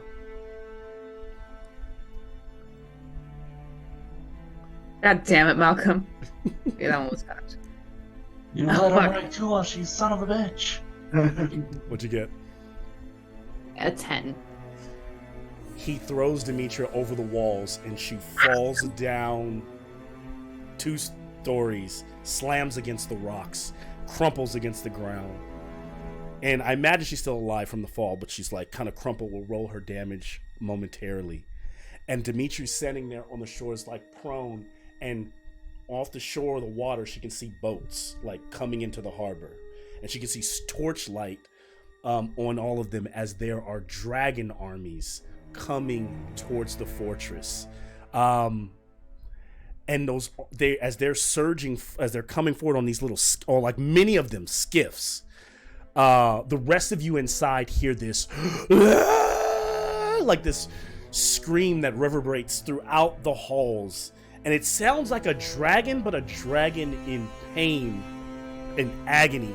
I imagine this force is, as the fight is breaking out in the hall, Xanathar is just firing lasers at his own men who are trying to cut him down, like bam, bam, turning people into stone, turning people into like ash. What are you all doing as you realize you're under attack? The fortress is under attack. What am I doing? I'm lying there. My heart broken. I grab my glaive and I'm going in. Yeah, we gotta go right out. Combat mode engage. Good to have that. Amnon's running to help Demetria. I got thrown off the battlements. Yeah, I'm trying to make my way to wherever the fuck How she do is. you do fall damage? It's like so so as you panic, you all start to know that like Demetra was just right outside. So as you pour into that like open area, were you gonna say something before I continue, Bo? If she's outside, then I guess I wouldn't know that she got thrown off. So you would know where she was at last. So if you report to where she's at last, you just see Stagat with his great sword and his helmet on, kind of like. And I'm assuming there's blood and he looks fucked up. Yeah, and like he looks. I'm gonna fucking cleave at him. I'm gonna rage and I'm gonna fucking cleave at him. So you go running at him, and as you're like running at like Stagat, the rest of you are seeing this. Tempe, you're seeing Bo running at him. You don't see Demetra. You see the blood on the blade. You hear this call go out, and you hear the clash of weapons starting to feel, because there's now a cacophony of fight. Like there's people fighting down below. You can hear people fighting in the hall below and in the halls, because back where you guys were just at, Xanathar is essentially fighting his own guys. Like he's blasting them because they're all attacking him. You can see Harper's are fight. You can hear the fight of the. Is there like a broken railing? Is there a broken railing? Do I know Demetra went over? I think you only can assume. You know she was out there, and now she's not there. Actually, give me a perception check to see if there's a railing close enough that you can look over. Actually, you know what? You look over. Yeah. Give me the perception check to see if you spot her. 16. Okay, so yes, you do see Demetria down there. You see her on the shore. You see the skiffs coming in. Some of the skiffs don't seem to see Demetria as they're they're busy raiding the front. You battle ramming the front of the fortress. So what's the beeline to where Demetria is at? How do I get there? What's the path of least resistance here? I know what you're thinking, Tempe. You can jump. Or you can take the stairs. And you're looking at Tagat, but Tiamat's voice is coming out of Tagat. Oh God! I want to hit her. 1,000% right. I did think first. Could I make this jump? Amnon's just gonna grab Tempe and go to Amnon's. Go fuck him up. I'm gonna go get her. and then Amnon's gonna bonus action gem wings, which are now Araka wings. Hey. Okay. Nice. And we'll fly to get Demetria. So amid all this chaos, as you're beginning to take off, Amnon, suddenly this gruesome visage just emerges from within the cavern. It's that something that called out. This dragon slams down there on the parapets within the space around them, right? And it slams down on both of its wings. As you're still kind of like in the moment that you're still lifting off the ground, and it sends shivers down your spine to all of you that behold it. And its translucent skin reveals this nightmarish sight. This enormous brain pulsates, sitting on its back with these writhing tentacles that are embedded, going underneath its skin through its wings. And the dragon bellows out once more. The second mouth grotesquely protrudes from the mouth, and then it begins to spray. There are Harpers around you. Spray this unholy downpour of black ichor on anything and everything around it. And you see that some of the men, those soldiers who are caught in it, begin to writhe and fall over. You can see tadpoles going into their skin, into their nose, their mouth, into their eyes. No. As they are collapsing, as the elder brain dragon stands in front of you. All are facing now. Tippy's flying.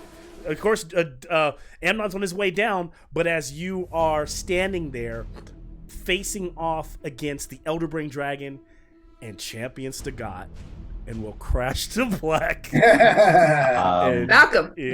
Hey, Malcolm. Fuck you. Bro, can I just second that real quick? Can I just second that? Fuck you real quick. Yes. Show of hands. Fuck you, Malcolm. Raise your hand if you've ever been personally victimized by Malcolm Trout. Yeah. This is why Obaya asked for Stagat not to be in the room. We didn't know. I know. I just want to say, hold the fuck up. I just want to say, Tempe knew the entire time. The entire time. The problem is he got broken in hell and he fucking started trusting people too much. That's the problem. See, all you got to do is get somebody drunk enough and they'll drink with anybody. That's the problem. That's the problem. We were having such beautiful moments. Ohan, where was the Elric cannon? Sucks even more because all those beautiful moments with Stagat was just. And Tiamat wasn't charmed by us. Tiamat hasn't been. Oh God, Tempe and the brain.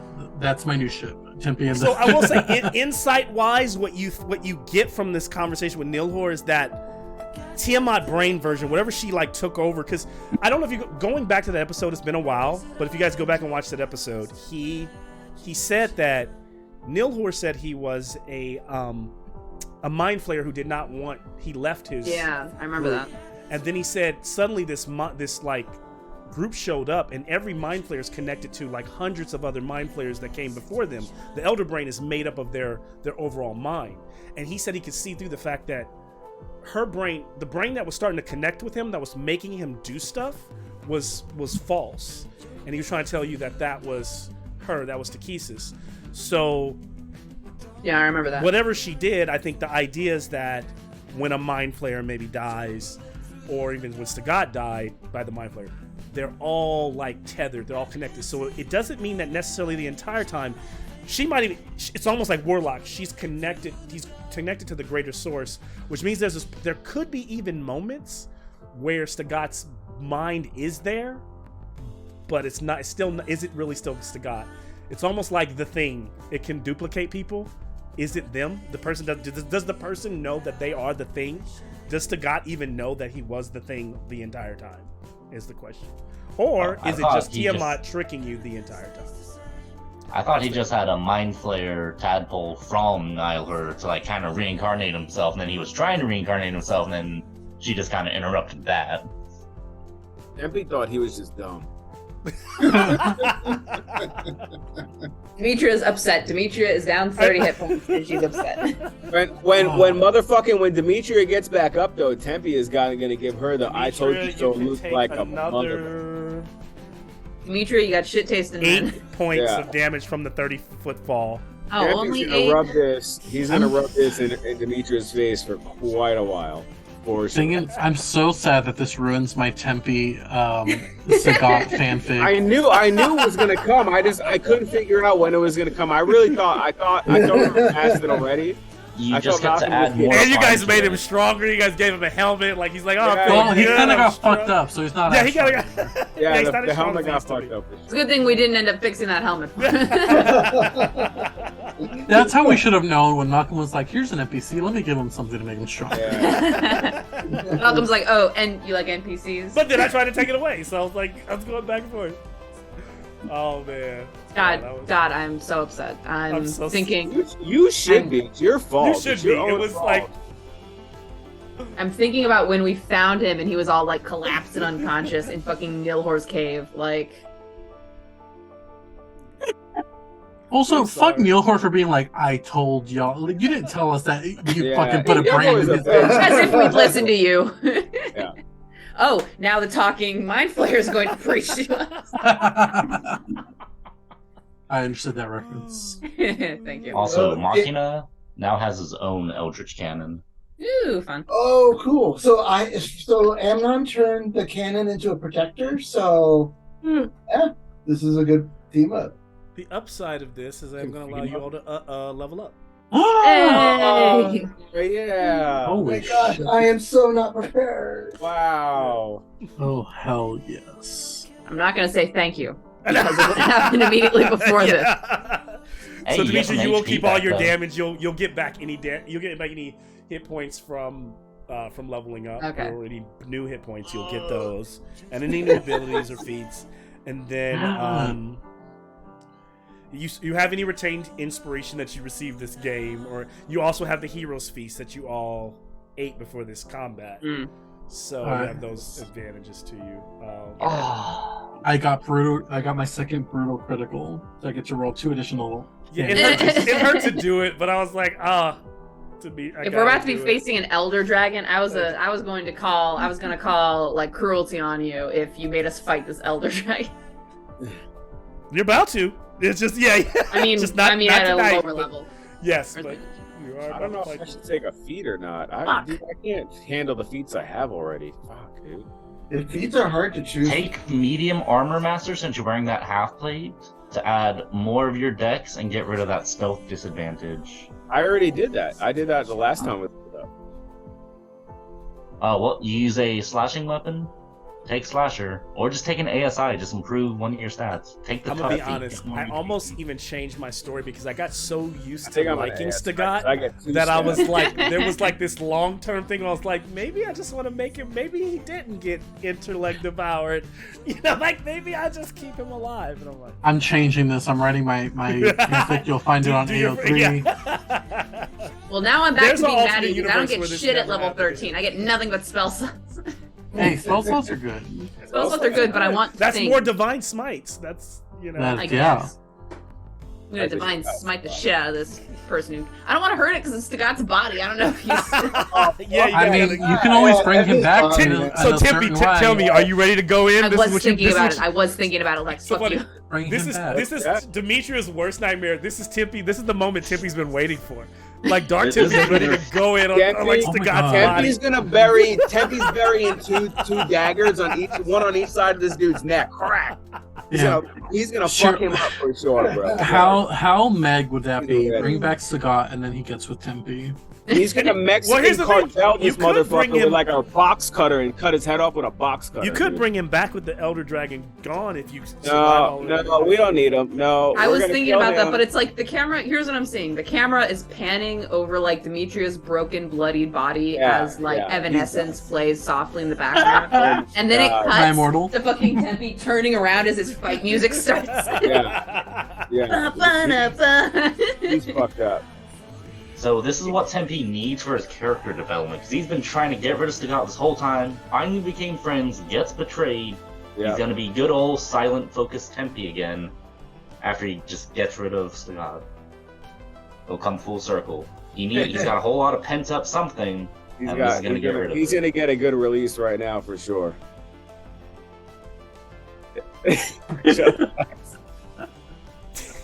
That'd be weird. That'd be fantastic though. I was like, all right, yeah, I guess so. Also, just know now, technically, Tiamat knows everything that was discussed in that room. Yeah, of Tiamat's a course. little bitch. Tiamat should mind her own business. Tiamat should mind her own. Tiamat needs What to did you get a think life. this is? Tiamat women's needs to get a month? life. I gave her the option to keep him out of there, but it's like, but yeah, this is all Sean's fault, by the way. Every time I do something like this, just remember Sean wanted Strahd Tiamat. How is it You my wanted fault? Strahd Tiamat.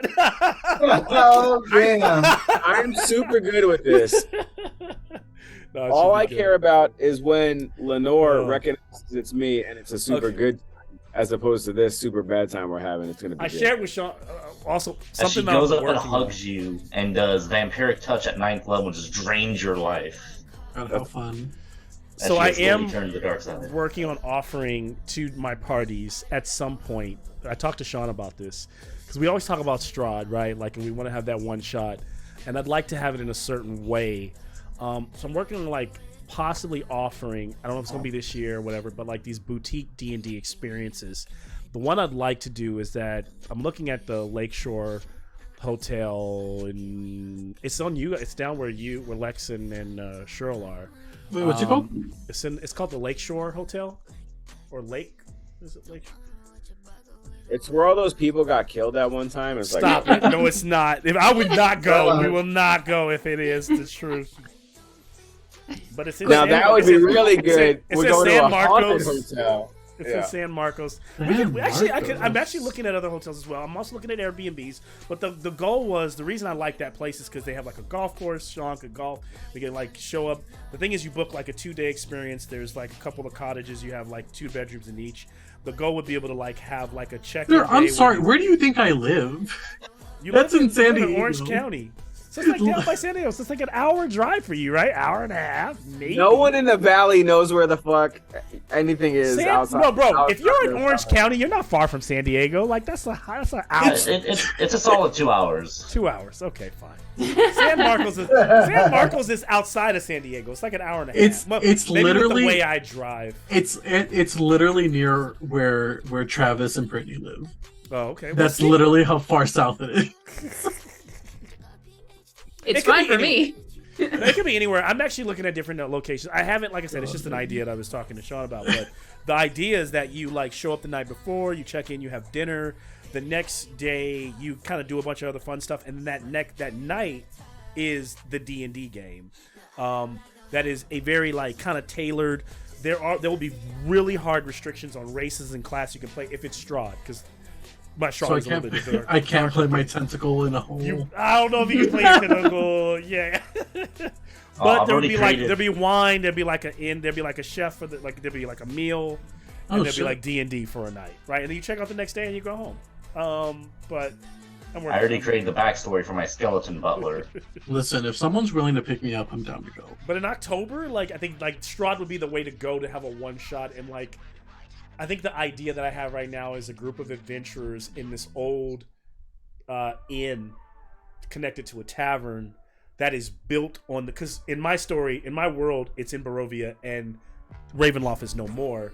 So it's built on the hallowed grounds where Ravenloft once stood. and you're experiencing the night that Strahd is kind of coming back. But all these are like veteran adventurers who are spending the night here. That's just the kind of like the premise of the story.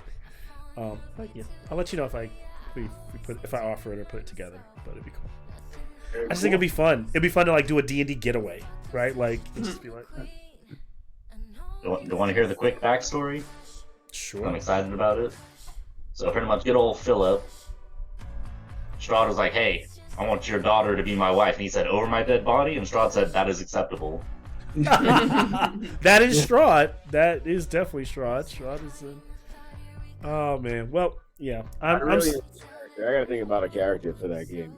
Yeah, it's neither here nor there. It's just an idea. I was just sharing an idea. I've had an idea for a character that I've wanted to play for a while. It's like a Grim Reaper character who goes around hunting like undead like liches and stuff and being like, you're undead bard. I would love to have him be. Like searching for undead people, like who basically people have cheated death and being like, it's time for you to. If you do that, I'm playing my undead bard. Yeah, Strahd thought over the dead body wasn't petty enough, so he raised him back up as a skeleton to serve him as a butler. Sorry, Cheryl. We love you. The villain had to get rid of the paladin. Had to put the paladin at least at a distance. I got to admit, it is kind of flattering that she was like, this one specifically has got to hit dirt. Like, got to admit, kind of flattering. Yeah, it was also harkening back to like. Demetria is the only one through the science. Yeah, she's the one that's talked to Tiamat. Like she's actually like heard Tiamat's voice and stuff, so she would know the voice. She would like it would be a very personal moment. And she was the only one clearly easily manipulated by boys. So I mean that helps too. Wow! During Boy Appreciation Month. Oh God! All right, that's a good time for me to leave. Good night, everybody. You've been appreciated on Ohan. Goodbye. My thing is also because it's like, I just realized at this point, I have spoken to Tiamat more times than I have spoken to Bahamut. Yes, I know. Not a good thing though. Don't say it like it's a good thing. That sounds. It's not a good thing. It's a bad thing. Yeah. And Big B's in Bo's square. But I was being good. I was making friends with Bo, and then you punished me like that. It's terrible. I know. I'm not trying to. It just. Well, now I know. Now I can kick his ass. I'm just exploiting her growth. You're also exploiting her growth. I don't know if you did this on purpose. I'm gonna attribute it to purpose because it's cool if you did it on purpose. Where her backstory has her falling from the fucking prison wall when she was trying to escape and landing and like breaking her ribs. I kind of thought of that. I won't say like tonight, but I went back and I watched and I read like her backstory. From time to time, I go back and I read like moments, and it's all about like for me with Demetria. I will say like I reread it, but didn't even pick up that like I won't say I consciously was like, oh, the fall is perfect for that, but it's the running from like the noose, and then finding this person that's quote unquote like good, and then like taking their life. That whole moment I constantly replay that when I think about Demetria and what that means. It's why like I think her for me it's not your personal, but I think as a dungeon master I always think about the are you worthy, like right, are you really worthy to hold this shield?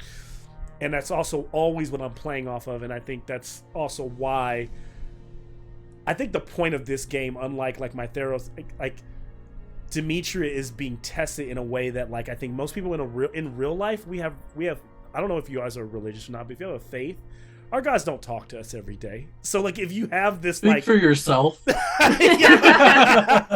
and Jeezy really get down. You got a lot of things. Every time somebody dies, you got to question that like, relationship. Me and Jeezy. Jeezy. That's what I'm saying. That's I love it. Are we recording? No, yeah, we are still recording. Good. Oh Lord! I hope Anyway, comment down below if Jeezy speaks to you. Oh, shout out only to after a shout out to copious amount of Jeezy. mushrooms. Man. So yeah. Yeah, I do ayahuasca every day. Because I think it's even more challenging in a world where you know the God is real, right? And I know that he's not fucking talking to me. And you know the God is there, and you're like, where are you at? I get it. But I think also that things are so fucked and things have been so fucked that Demetria has to understand that, like, that motherfucker's probably doing a bunch of other shit right now. Yeah, Maybe he's busy. It's not you know me. what I It's mean? him. Like, I feel like that's part of this whole thing Yeah, too. totally. And I feel like it's part of this whole like I know, out of character, like we know Bahamut's not here or we not felt or whatever it is, but in character, like that's probably normal. You know what I mean? Like those motherfuckers, like Kildren was always off doing some other shit too. You know what I mean? So he wasn't around all the time either. So yeah, it's kind of the problem is that Demetria is having to undergo this like character journey of like, are you worthy? But she doesn't have any like reassurance or response beyond her own sense of whether she's doing good or not. Like she's not getting like a hot or cold when she makes choices.